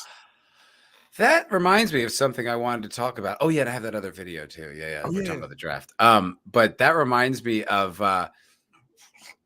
I've been watching, I mentioned it in one of your chats, but I've been watching and have been obsessed with Winning Time. Yeah. You did mention it. Dude, that show is great. Now, I don't know the history there because that was all before I was born. It's like early 80s. And it's like, I don't know. I really only knew about Magic Johnson had AIDS. I didn't know him as a ball player because I was young. It came out in the 90s, and it was like this big story. And that's all I ever associated with. I didn't really know him. And I didn't know the history. Like, and so, you learn it a little bit, whatever. But dude, this show is so fucking good. Like, John C. Reilly is Jerry Buss, and he's like kind of the lead. I mean, the show focuses on like him and Magic for the most part. Those are like the two leads. And it's so goddamn compelling. But you have, what's his name? Adrian Brody plays Pat Riley. Yeah. He's great. And it's like cool to see like where, like, it's also just the story. Like, Riley was just like this guy, didn't have a job, was playing like pickup in the park. And then like, got on as an announcer, as like an outside chance, then kind of slowly made his way as the assistant. Didn't even want to do it. It seemed like it's just really cool to watch the progression, watch all the inside stuff. I absolutely fucking love it. I gotta check it out. But my first introduction was that it wasn't historically accurate. And I know a little bit about it. Like, I knew that Pat Riley wasn't their first coach when they won the first title. I knew Bird had won the Rookie of the Year over Magic and some of this stuff. And I know, like, I'm pretty good with like the years they won titles. That's something I just, for whatever reason, I'm pretty good at remembering. But I don't know like the hardcore details like that. You know what I mean? Just that Celtics won this year, Lakers won that year sort of thing. There's an article here that's like kind of, I guess, is like saying what the facts were. Winning Time fiction. Jerry West rage quit as Lakers coach just weeks before the season. The fact: Jerry West resigned as Lakers coach months before the season. So I guess they like dramatized that. Winning Time fiction. Magic Johnson had trouble meshing with his older teammates as a rookie. The fact is, Magic Johnson had little trouble meshing with all his teammates as a rookie. Paul Westhead needed time to figure out what to do as a Lakers head coach. Fact was, Westhead knew right away what he was doing. Johnson's first game versus Larry Bird was hostile. Magic's first NBA games, right, is beloved in Los Angeles. I mean, okay. Yeah. These seem like just kind of like minor details. Yeah. The thing that I heard is that they had depicted Jerry West as like more neurotic and more like a head case. And I'm like, I don't want to see that if that's the case. That is how they depict him. Yeah. Like Yeah. it's just a miserable bastard who's not even happy when he wins. That's how he's portrayed. I don't know anything about Jerry West. I mean, he's the God. I honestly don't know. I just heard that that's untrue, but I don't know that to be true or untrue. It's not like I met him. You know what I mean? If it is true, though, if I were him, I'd be like, hey, shut the that's not how I am. Yeah. I wouldn't want to be portrayed like that. Is he still alive, Jerry West? Yeah, I think so. Unless, so many celebrities have passed on. I hope not. No, he's alive. He's alive. He's not. Okay. He's the logo. Now I am curious. I mean, but, fiction. Kareem Abdul-Jabbar is torn about still playing and is seen as the angry captain of the Lakers for one more year. Kareem was focused on still playing and was the content leader of the Lakers for another decade. I don't know. Oh, I guess this is a big one. The Lakers advanced to the Western Conference Finals with a close Game 5 win over the Suns. The Lakers advanced to the Western Conference Finals with a blowout. So there's stuff like that. Oh, this is interesting. Spencer Haywood is voted off by his teammates and is cut from the Lakers before the finals. Spencer Haywood was disciplined by his coach and suspended from the Lakers. Okay. I mean, they're just kind of juicing it up a little bit. Yeah. Yeah. It still seems interesting, though. It's great. I love it. It's so compelling. I really am enjoying watching it. I think it's an awesome show. Got a lot of pretty good, like you said, Adrian Brody playing Pat Riley. You know what I mean? It's right. Kind of heavyweight, almost, below his, you would think below his pay grade. Yeah. But I guess it's HBO, they make some of the best TV. But if you look at like a picture of young Pat Riley, like when he was a player, yeah, he looks especially when he had the beard, he looked just like Adrian Brody. Like, look, I got it right here. All right. It's like over here on the right. He looks so much like him. I was like, oh, that's great. That really, and here's like another one, side by side. You're like, oh Jesus, that's pretty good. It is a pretty good cast. It just looks real close. Shit, what were you doing, Pat? Where were you putting your dick in the 60s and 70s or whatever? However old Adrian Brody is, you right? I mean, he's like more athletic than Pat, but he's a professional athlete. Yeah, sorry, more athletic than Adrian Brody, but but it's like no, it's pretty good. Yeah, shit. Look at the talking about white guys athletic. He got a little shoulder definition back in the 70s. Yeah, no, he's pretty shredded. He better be. He's a muscle. professional basketball player. Yeah, probably should be. Yeah, I mean, I know so little about basketball. I didn't even know Pat Riley played. Yeah, a lot of those coaches, most coaches do play. Even Phil Jackson played. Not all of them are that great of players. Sure.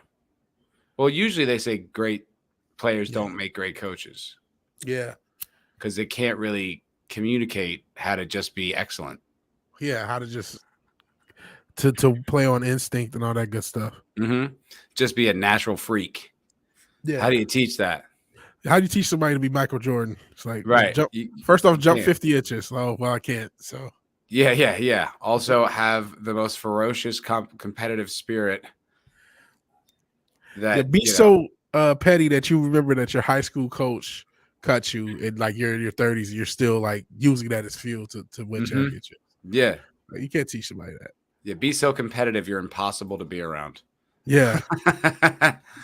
Be so competitive that you apparently gamble. This is a true. It's an alleged story of him gambling like at marbles, like hundreds and hundreds and thousands of dollars. Marbles? Stupid shit. Yeah. Which I don't even know how you play marbles. I don't know either. I thought you were gonna say like rolling dice. Well, that too. He gambled in apparently like anything. Really? Yeah, just like whatever the fuck, just gamble. I wonder if that's just thrilling competition for a guy like that because you can't really control the outcome. Yeah. So it's like I don't know. Maybe that's just like it just attracted him, because it's just something where it's like, oh, the competition's constantly here. You never know, Yeah. Yeah, Jordan never retired. Yeah, he and that's why when they did that Last Dance, the big thing is I took it personal. That was the takeaway quote. No matter what the fuck happened, like and I took it personal. Mm-hmm. And that's just how he was. Yep. And yeah, you talk about the 93. I definitely think he got. I believe this too, that he was suspended and he didn't really retire. You ever hear that rumor? What was that? So the rumor is, and there's some people even think that might be what happened to his dad, that Jordan got into huge gambling debt back in the 90s. Mm-hmm. And potentially even with the mob. And that, I've heard. Oh, I've heard that rumor about with his father. And you're like, that does make sense. Yeah. That tracks logically. And also like the whole baseball thing. Yeah. And so apparently the rumor that he got suspended for gambling, like, you're gambling way too much, man, and you're going to have to go away for a couple years. And that's what happened. He didn't really retire, but David Stern said, man, you're the face of the league. If this gambling shit gets out, it's going to be a mess. It's the 90s. We don't have internet and Twitter and all that other shit. So just go away for a couple years, come back, everything will be smooth. That makes perfect sense. I think that's totally logical. Yeah, I believe it too. It was like when you heard it, I remember like at the time, I wasn't a basketball fan, but like what had happened, it was just everyone, it's like he's on top. Yeah, name another time that the best person at anything just said, you know what, I'm going to stop and do something totally different just for a couple years, just because. It never happens. Yeah, it never happens, especially in athletics where there's a timer on that shit. Yeah, like, you know what, even though I'm the best player and I just won 3 championships and all these MVPs, I'm going to just stop and play baseball for a couple years, just because.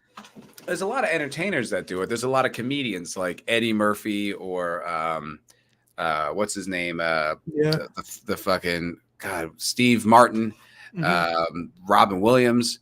Like they do a lot. They do comedy and become movie stars, and they just stop doing comedy. And they usually are like the peak, of the industry, and then they stop doing it. But that's different because it's like they transition. They're doing something still kind of related. Also, there's no like time limit on that shit.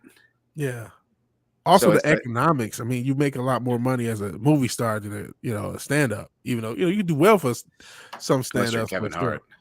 Yeah, I mean, he does both. Yeah, he does both. Yeah, these guys he's an empire. But no, that's really weird. And you think it's usually the opposite. Usually those guys play too long. Yeah, they would. It's hard to get rid of them in most cases. They'll play. I mean, even LeBron right now, he's in his like 20th year. He's still doing good. Yeah, but it's just the idea. Brady. Yeah, Brady played until he couldn't basically more. Broke up his family over it. Yeah, and it really was only one extra season.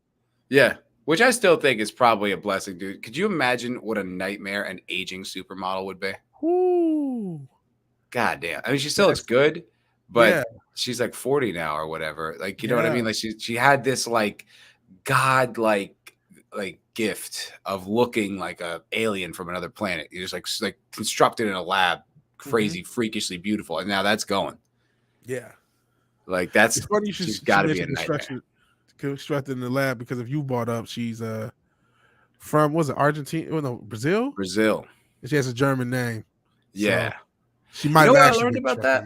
Yeah, I mean, I learned a lot about that though. Like from Thomas Sowell. Like apparently that's actually not that German shit in South America is not new. Yeah, like even to the 20th century. Now there was a huge diaspora of German people in like the 17 and 1800s. Oh, really? I did not know that. Yeah, all over Eastern Europe, all over South America, all over this country. Yeah, it's like it wasn't just because South America German automatically Yahtzee. Like it's just kind of how it is. It's a pretty interesting history. In fact, I think in like Cedric Dildo's neck of the woods, there was a pretty strong anti-German sentiment for a while. Yeah. A lot of these Slavic countries didn't like have like a written language for a long time. And all these Germans are there and they're like successful. It's kind of like the successful minority thing, like the Jews. Mm-hmm. And people were like kind of sick. Yeah. Well, yeah, I know, a little ironic, right? And then people were kind of sick of them, I guess, doing well and being successful. Mm-hmm. And I think it was Czechoslovakia, or the Czech Republic or whatever the fuck that is. There was a guy, like a prominent, because I guess like even the upper class all wrote and spoke German because there wasn't like a written Slavic language. So the number one criticism of Germans in that area was written in German. Really? Yeah, like that's how like entrenched and powerful it was. I don't really know Tilda. Everyone here. That's pretty funny. Yeah. But it's pretty interesting. So yeah, it doesn't necessarily mean that Giselle Bundchen's a Nazi. She could be very well. I have no idea her political leanings, but it's not a slam dunk. Backhanded this to the whole Slavic region.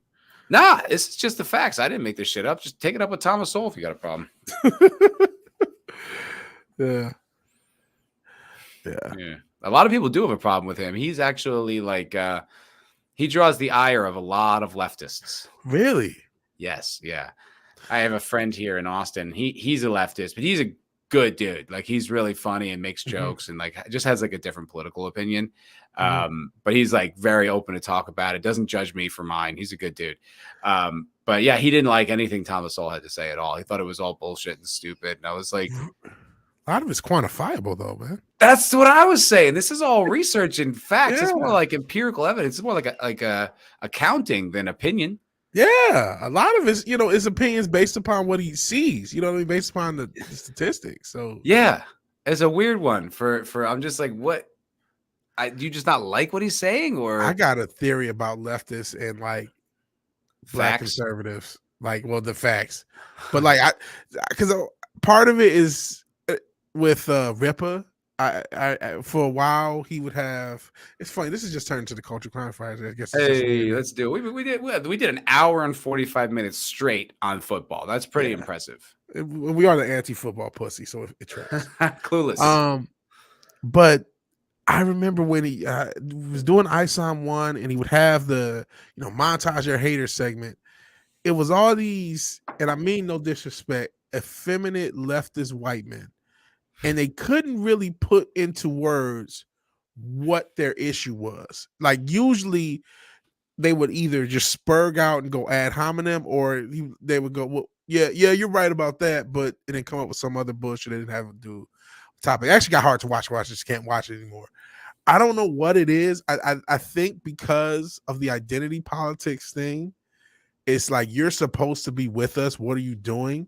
Definitely. And so whenever it's a black guy who's not on the left and that, God damn it, a staunch, conservative or whatever, it's like, how dare you? We're trying to help you people. What's wrong with you? You know what I mean? There's something there where it just drives them that much more nuts. And I don't know. Yeah, I mean, then you have like the double whammy with like a Candace Owens, where she's a woman and she's black. And it's just they really do hate those people because it defies their narratives. Yeah, it breaks their narratives into pieces. Because then it's like you have to start looking at people as individuals instead of like demographics. Because if there's a black person being like, no, I don't agree with any of that. That was not my life, and that's like I made choices and I did this, and then it's just like I wasn't just whatever. It like I think it's just like, shut up, you can't let them know that. Yeah, that's why I try to non-leftist, but yeah, Ripper's a libertarian, but he's in conservative circles. Yeah, well, that's why it's like I kind of like balk at being called like a conservative.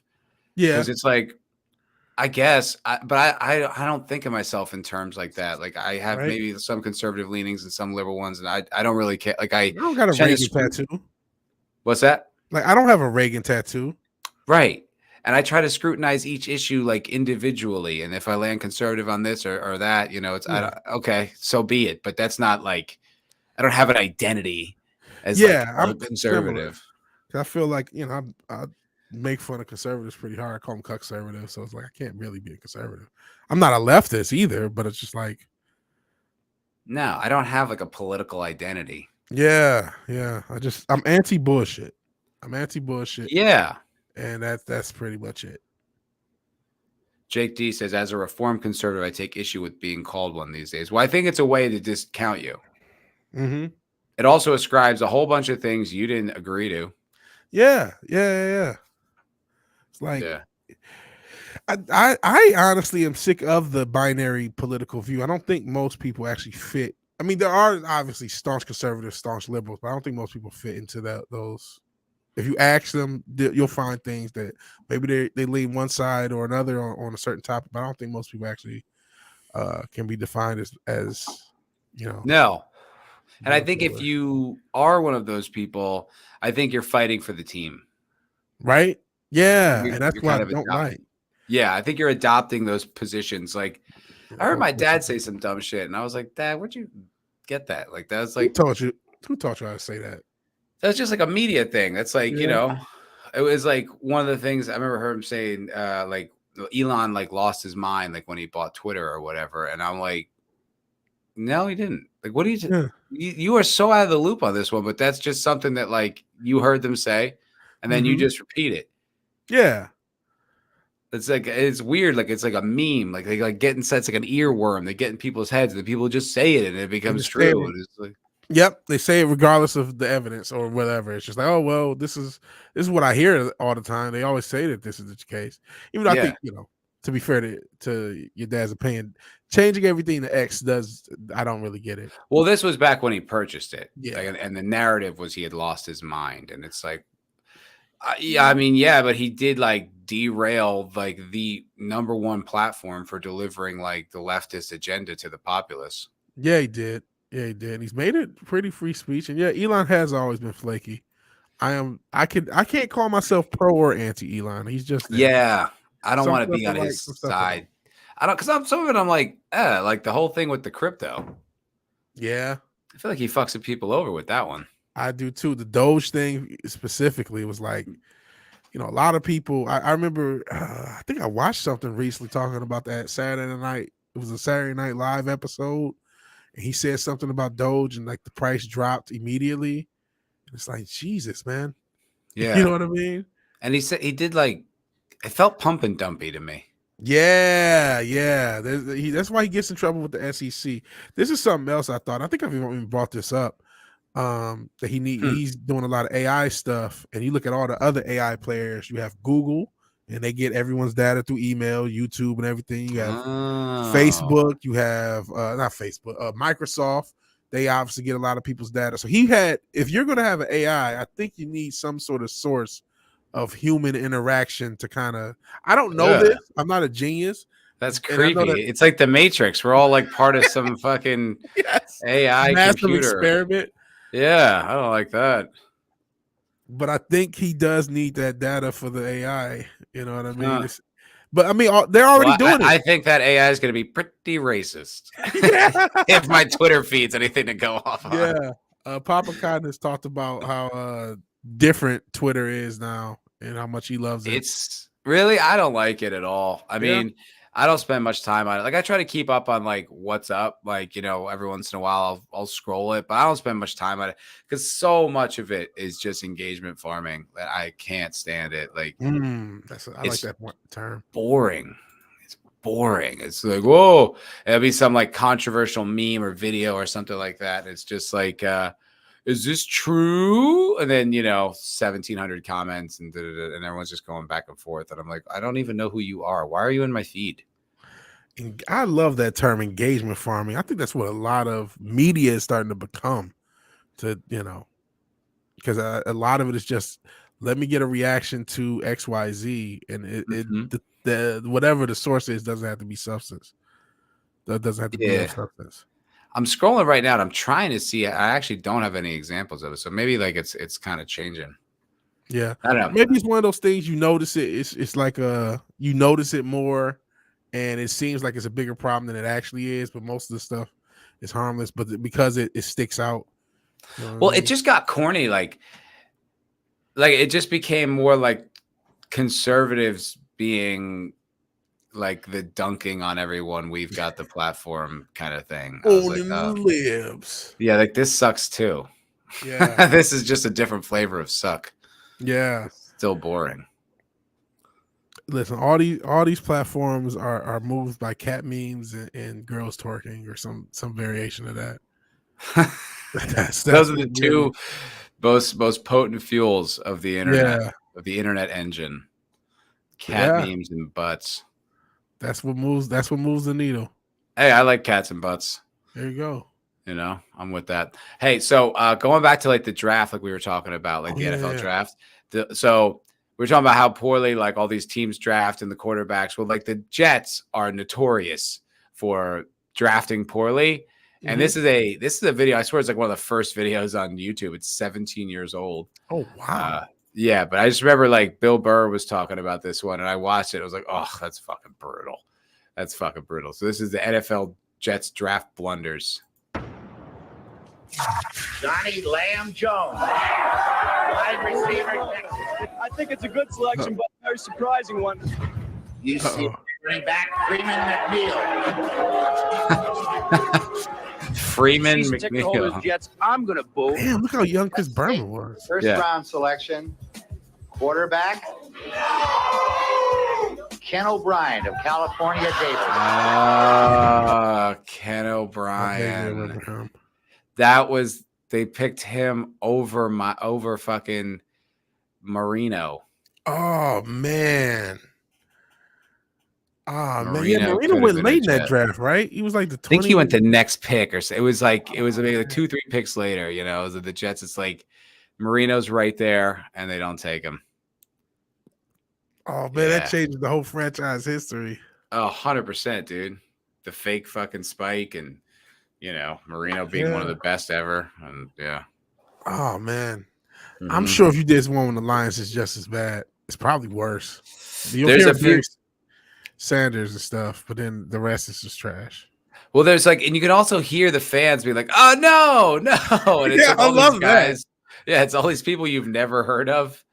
And then there's one where they're like chanting. I'm not sure where it is, but it's only 1:30. So everybody said if Marino was going to be around at that time, they take Marino. Obviously, the Jets know something that the people up here don't. Jets first round selection. Boy, that could have made well.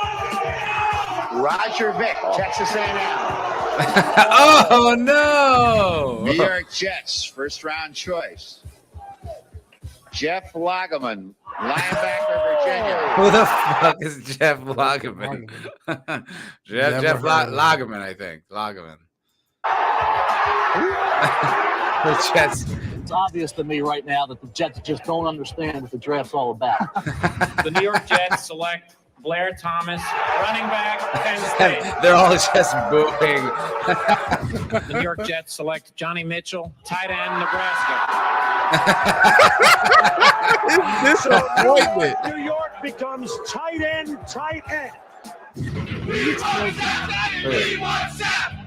Warren Sapp. The New York Jets select tight end from Penn State, Kyle Brady. Oh man. Ladies and gentlemen, They literally said that we upset, want I think, Sapp. at this point in the draft. Oh man, you guys could have had Warren Sapp too. And they literally are chanting it. We want Sapp. Some rando tight end. Some tight end. Oh, Could have had one of the best defensive ends ever.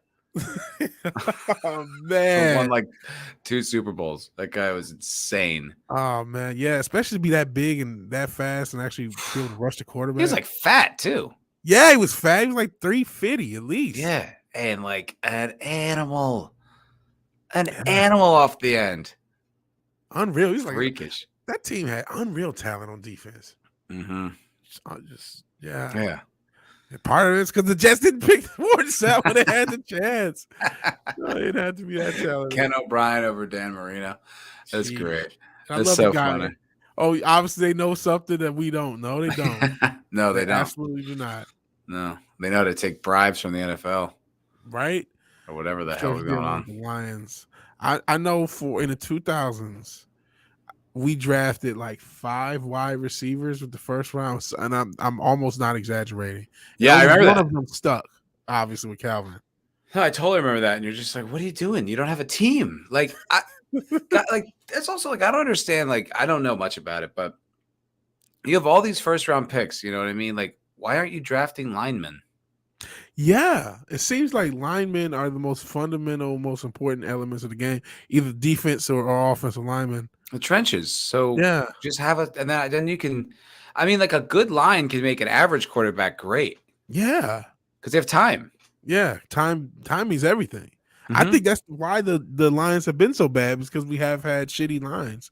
Especially, I mean, Barry Sanders was such a great running back, part of the reason we love his highlights is because if you watch them, somebody's in the backfield as soon as he gets the fucking ball, and he has to do a bunch of crazy shit and somehow score. But it's like, oh, that's spectacular. Like, no, that's a shitty offensive line that's forcing him to be non-pareil to even get any yardage. Yeah. So yeah. Well, my friend, it's been about 2 hours. I'm getting a little sleepy. Yeah. I had to work today, so no worries. I figured 2 hours would be the cutoff point. We didn't get through every game, but I mean, I don't. We got through the big ones. I mean, I can't go through every single game. Yeah. Yeah. And this is, I never wanted this.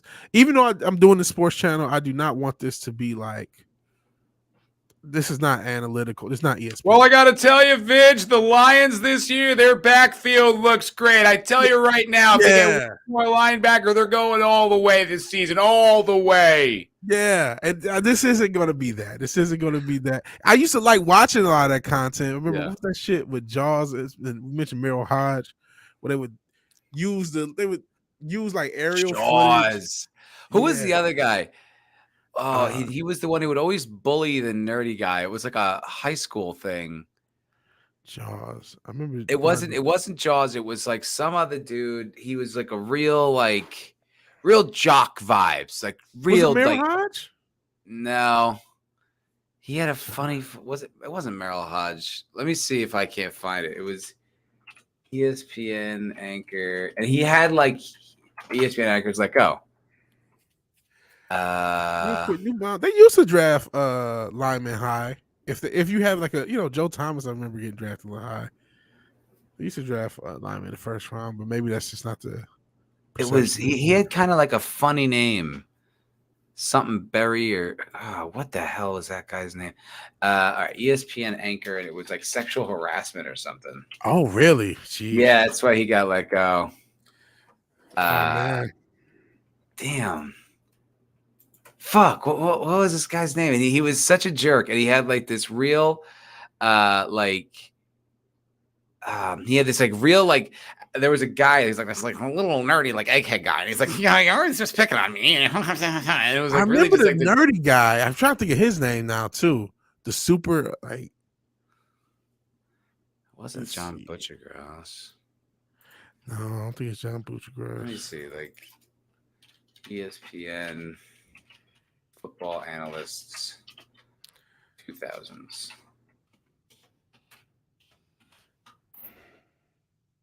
What the hell was his fucking name? No, this is past. Oh god, there's too many. There's so many.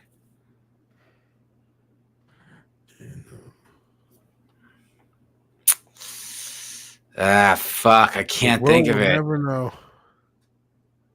It was so strange. It was just such a almost shit. like a. The nerdy guy you were talking about is John Clayton. Apparently, John he died. Clayton. Oh, that's sad. When did he die? I died last year because I was just looking up analysts, and then I just saw. Actually, how do I bring this up? Oh, boy. Oh wow! Oh, he died last year. Yeah. Share screen. I didn't know that. So yeah, this is the nerdy guy, right? Yeah. Yeah. John Clayton. Yeah. John Clayton. Yeah, I remember him. I'm like, okay, we said nerdy guy. I'm like, yeah, I do remember the guy who used to get bullied. Can I remember the guy who bullied him? Yeah, I can't either. He wasn't like let me see. It was John, not bullying, but arguing. Yeah. What was his fucking name? It's driving me crazy. Shit. They would just always go back and forth. Yeah. It really was just like as a kid. Like it was just, just like it was like a high school. That's it. This guy, Sean Salisbury. Oh, I do remember Sean Salisbury. Yeah.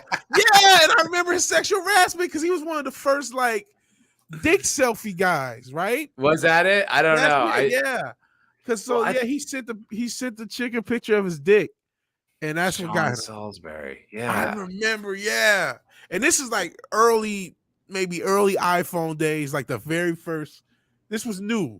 We hadn't known, you can take a picture of your dick and send it to a girl. Maybe she'll fuck you. Like no one knew this then. He was one of the first ones. He got let go because of that. But yeah, they did used to go back and forth. That was entertaining. Yeah. Oh, and it really just felt like the jock picking on the nerd. Yes, yeah, and yeah. He Yeah, did play in the NFL. I remember. I don't think he was that good at the NFL. Shad Salisbury. No, he wasn't, and he wasn't a very good analyst either. But he thought he was. He did. Yeah, that was so. Oh yeah, Sean Salisbury. Well, it goes players. Well, actually, Sean, I studied the game quite a bit. He talked crap about Salisbury 6 months ago. We were playing Final Fantasy. Did we? Man, I've smoked weed since then. I remember playing Final Fantasy, and I remember you being there. And we talk about whatever when I do the gaming streams. He did 10 years.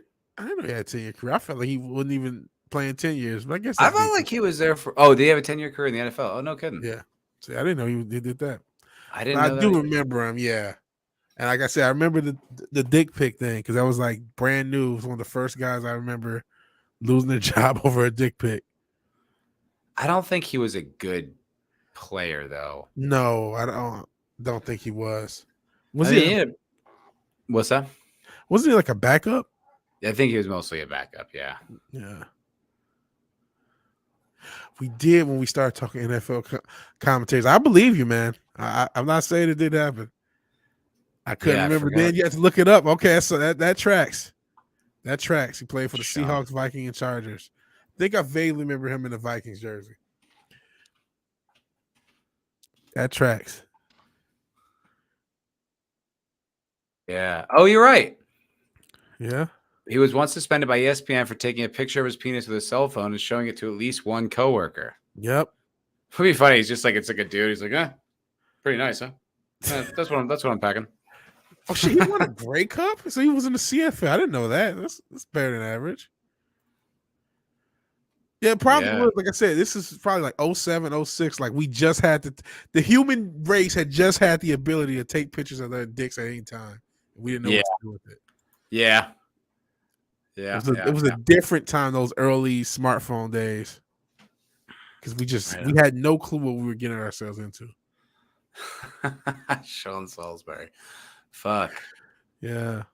And he was there every week when he talked about the football, right? And then Jaws was great. I always liked Jaws. Yeah, Jaws was pretty analytical. Does he still do it? I don't know. Yeah, he was good. He was good. Played for the Eagles, went to a Super Bowl. So he was pretty good QB. 72. Wow. Yeah.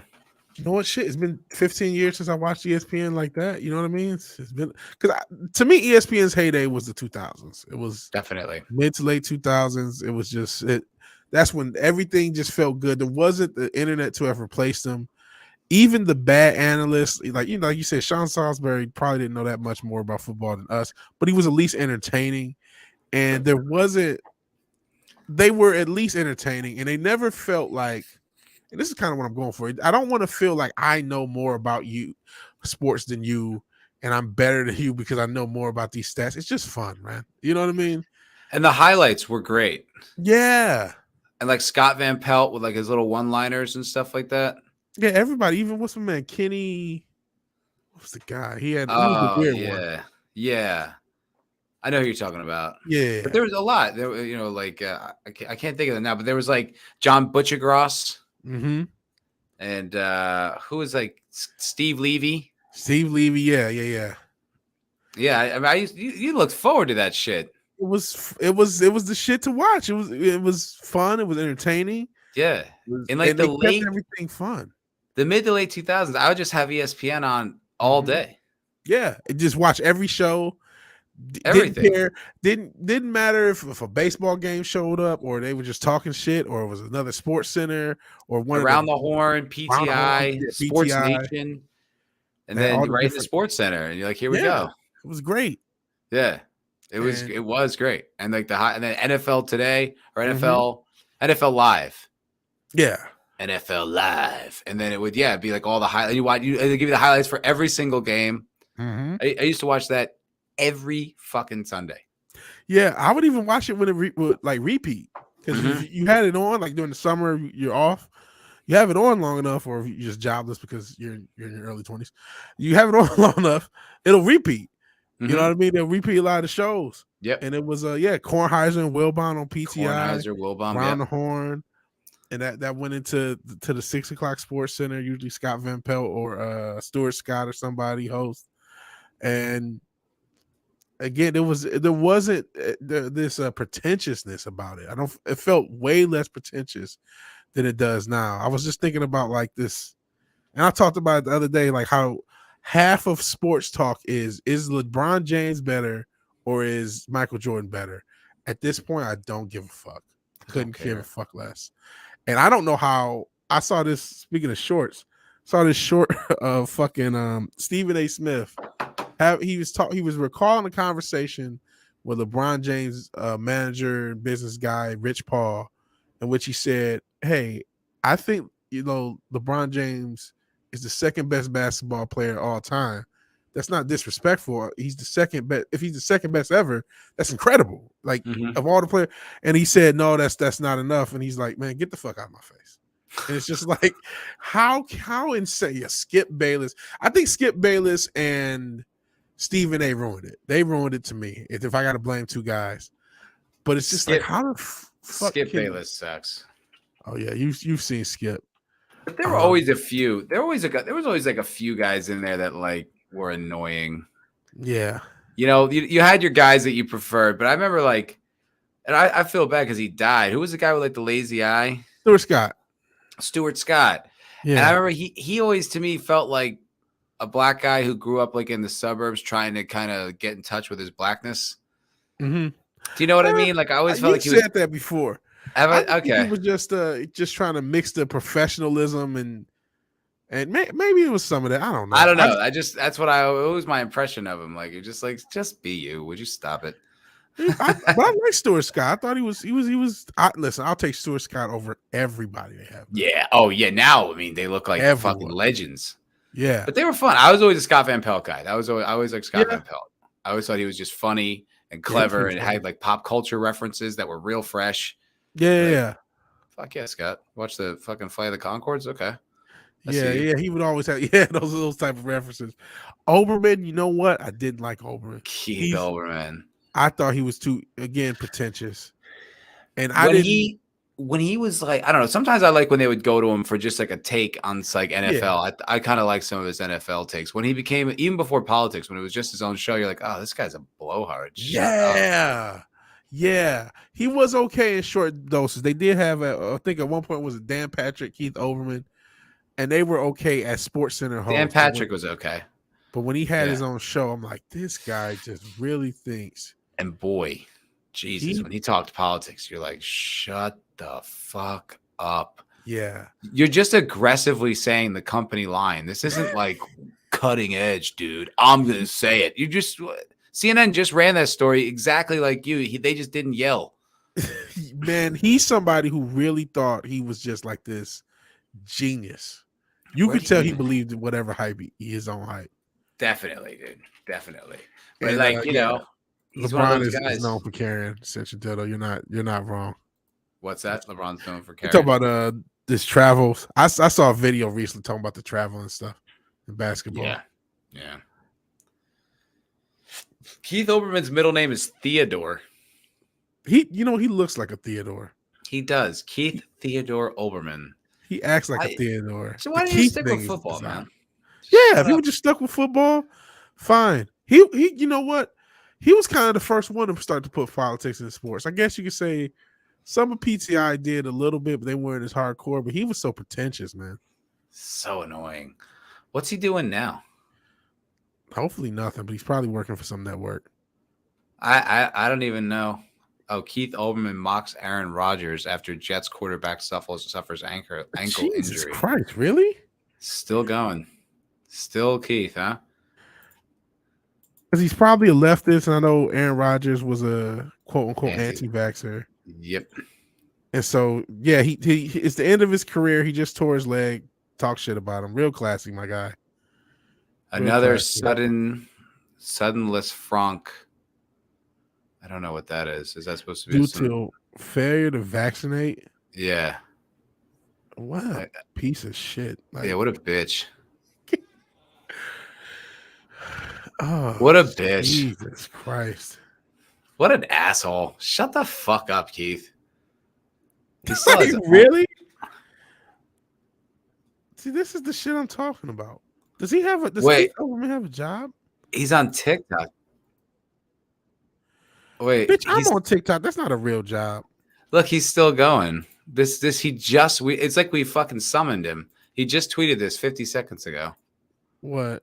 Oh shit! What's this? He really, really has to accept Trump's gambit that they both take acuity and strength tests. Trump has brought it up again, now called the president incompetent, and do not mistake what is happening. The media is making. Stop reading from your notes, you phony tough guy. Jesus, and he got a little goofy animated thing. Yeah, and he's just still going. Jesus just Christ. Still on about Trump and just shut the fuck up. Right, man. I'm like, really, you would say that about a guy after he tears his Achilles and end his career. And he leaned into it. Achilles tore suddenly. He leaned into it. What a piece of shit, man. Douche. What a douche. Yeah. Like, does he have a job now, or is he just? I don't know. Podcast? He's still. This is all he does. Is just tweet all day, yelling about Trump. That guy, for real. That typical leftist on Twitter who just tweets all the time. Like, what if Trump was snapped out of existence? What would you do, Keith Olbermann? If Thanos came and he just happened to go and he just doesn't exist, would you have anything to talk about? You would probably like off yourself. Dude, all of these are from today. It's fucking nuts. What the fuck? Do you have a real job, my guy? That's crazy. Nobody else has time for this. I have a big issue with my channel. Damn, I wish I could do more on social media. I can't spend all of my day making shorts for Twitter. Dude, and look at his engagement. He has almost 1 million followers, 37 likes. Bro. 8 retweets. Bro. What this is crazy? going on? 28 likes. I mean, that's crazy. And the only thing he gets engagement on is was that because that one got one got a little heat because he's talking shit about Aaron Rodgers. All of this is today. This is mental illness, man. 100%, dude. This is fucking mentally ill, and I wouldn't care if he was all conservative. Is that gum dripping out of his mouth? It might be. He's demanding Trump take cognitive tests. Come on, man. Look, he's just don't be that guy. He is that guy. He's absolutely These that are guy. all from the past 24 hours. Everything we've seen. That is it's still going. Insane. Yeah. That's a day's worth of his contribution to society. Holy shit. What's his so he just does his own podcast. Oh, Countdown with Keith Olbermann. Okay. Cool, buddy. He is the doofiest dude. Yeah, what a tool. You want to talk about a guy, I can see why he might believe in white privilege because he is one of the most privileged human beings on the face of the fucking earth. To be this talentless, to have such little to contribute to society. He's not like this great, like he was okay on SportsCenter in the 90s and the 2000s. He doesn't have like this great track record of journalism. He's not really a journalist. Nobody really likes him. He doesn't even have a job currently. He just does this shit. You know what I mean? And this is it. He's just a podcaster who doesn't get engagement on Twitter. There are like thousands of podcasters that have more engagement on Twitter than him. And I am not exaggerating when I say that. 30 likes or no, 8 likes, 30 views and shit like that. Like, what is this? I honestly. And just tweeting all day nonstop. No one cares, Keith. Go fuck yourself, please. Yeah. Yes, I'm looking at his YouTube numbers. He's got 176,000 subscribers. Okay. And his podcast looks like it averages in like the 40 to 50,000 range. Okay. Which is I would kill for numbers like that. Yeah, I would too. That's so that's a little weird. I wonder how long people watch for, but looks like does have an audience. I mean, I guess there's enough people out there who want to hear this shit. I guess we talked off air that we're in this nicheified version of celebrity where everybody is like a big fish in a little pond.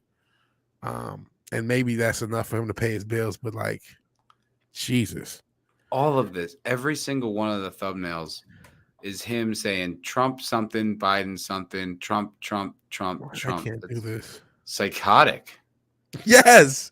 Yeah, just looking at this list, Boosh, it looks like we've been in some of the same places. Obviously, I'm from Detroit, lived in Charlotte, currently in Houston, but I never lived in New York, Boston, Baltimore. He says no one likes Overman. His Yeah, glasses he's not are likable. Fucking atrocious. Look at his terrible glasses choice. I don't know if you can see it because the screen, but like, oh no, let me see.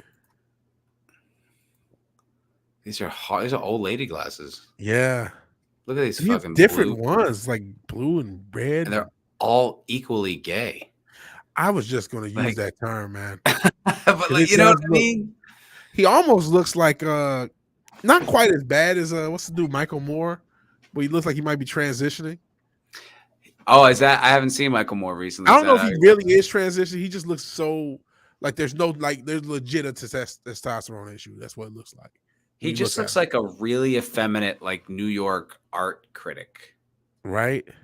Doesn't he? I mean, isn't that kind of like he looks very non-masculine, but it's not about it's the soul of the country, man. Yeah. So he's fighting for us. He's fighting for the soul of the country, man. God. Yeah, apparently 50K people listen to him. See, that shit like that inspires me. It's like, if this idiot can do this shit. Yeah, no kidding. But it's just like, God, like how sad. I can't. It's hard. It's honestly sad. What views is he? How many views is he doing? I mean, this, like I said, this 18 hours is 43,000 views. Okay, that's pretty good. It doesn't even have video. Oh, come on. Oh, it's just podcast. You're doing audio on YouTube? His career, Aaron Rodgers was tackled by Buffalo defender Leonard Floyd. He crumpled to the turf and was carted off the field with a left ankle injury. And though x-rays were negative, he was seen leaving the stadium in a car in a big walking boot. Does have a good voice. Yeah. And that's, I don't want to. He's been. Yeah. He was I don't like it. When he did fucking just highlights and just shit like that on Sports Center, he was okay. I didn't really have a problem with him when he stuck to sports. We stuck to sports and he just did the highlights and we didn't get a ton of his opinion. Yeah. I kind of liked the sports insight, but yeah, it was fine. I do want to hear what he's got to say about fucking Rodgers, though. Yeah, we can play it. Mark Addix, former National Football League lineman, then Harvard-trained orthopedic surgeon, speculated that it looked to him like an ankle dislocation or a Liz Frank, an injury to the Liz Frank joint that stabilizes your arch. That's what Dr. Addix. That was that Liz Frank suddenly. Okay. God, you think you're so clever. Says it's actually good news that it's not broken and that Aaron Rodgers could be back in less than 2 months. Maybe. Hashtag sudden Liz Frank after failure to vaccinate. Oh, and then you say it. The way he said it, too. Could you imagine if I just put out a tweet and then came on this show and then just said it as if I was just saying it? You'd be like, ew, dude. And he said it like he was so clever. That the way that fucking animated little thing of him that's exactly what his personality is. Just so. That's smug, how he sees himself. Yeah. Sure of himself. Mm-hmm. He's the genius of this time. Yeah, he's the epitome of that meme where the guy's like crying and angry, but he's wearing a mask of like just smug and confident. Yeah, he's the epitome of that meme. I don't actually need to hear what he's got to say about anything. Yeah, I thought that would be kind of fun, but they're just like, oh, you're just appalling, dude. Just tweets all day. You stink. He was trained for radio. That makes sense. No, I mean he does. He genuinely has a good voice. It's a good broadcaster voice. It's bassy. It's like articulate. It sounds authoritative. But just empty. Just nothing but noise coming out. And Boosh is comparing him to Cave Johnson. We actually got to get out of here because we've gone long. Oh, I do listen. Oh, I see. Yeah, I've played Portal 2. I love Portal 2. Yeah, it's getting late. They just got to go play a Street Fighter or Tekken or something. Yeah, something. I'm trying to fucking find different stuff to. I hope not. Bush, is he one of those guys that's on a flight log? Somebody, does he have joy anymore whatsoever? Who knows? Could you imagine? I mean, I know that we would even, we would, I guess we'd bitch about, movies and TV and like the shit going. But even that was once a week. Yeah, man. It wasn't all day, every day. Just all day, just tweeting every 5 minutes. Every 5 minutes, Trump, Biden, Trump, Biden, Trump, Biden, vaccination joke, Trump, Biden, Biden, Biden, Trump, Trump, Trump. And that's one day. It's 24 hours. It's like, come on, man. A miserable person. Oof. Money doesn't buy happiness, that's for sure. Yeah, man. Yeah. That is internal. All right. Well, we can go. Any parting shots before we get out of here? Check me out the MFR podcast tomorrow at noon Central. Yeah. Doing my solo show. I don't know what it's going to be on. Probably did all the football stuff today. So probably won't be very sports heavy. But yeah, check me out. Live, solo. You know what it is. Where you know that you come watch it. Yeah. I might actually stream. You mentioned it. I'm like, you know what? Maybe I should just do a quick stream on the other channel real quick. So I may stream in a few hours. So, cool. Man, I'm Foul Ball Productions on everything. Twitter, Instagram, YouTube, Rumble, all that shit. Go subscribe, click, tell your friends, all that good stuff. Throw a touchdown for me. Yeah. There you go. All right, we should go. All right. So yeah, if you like the video, please like the video. If you're so obliged to share and subscribe, please do that. And even if you do none of these things, thank you for watching. Thank you for your time. Good night and God bless. I'll talk to you guys later. We'll talk to you guys later. Peace. Later, y'all.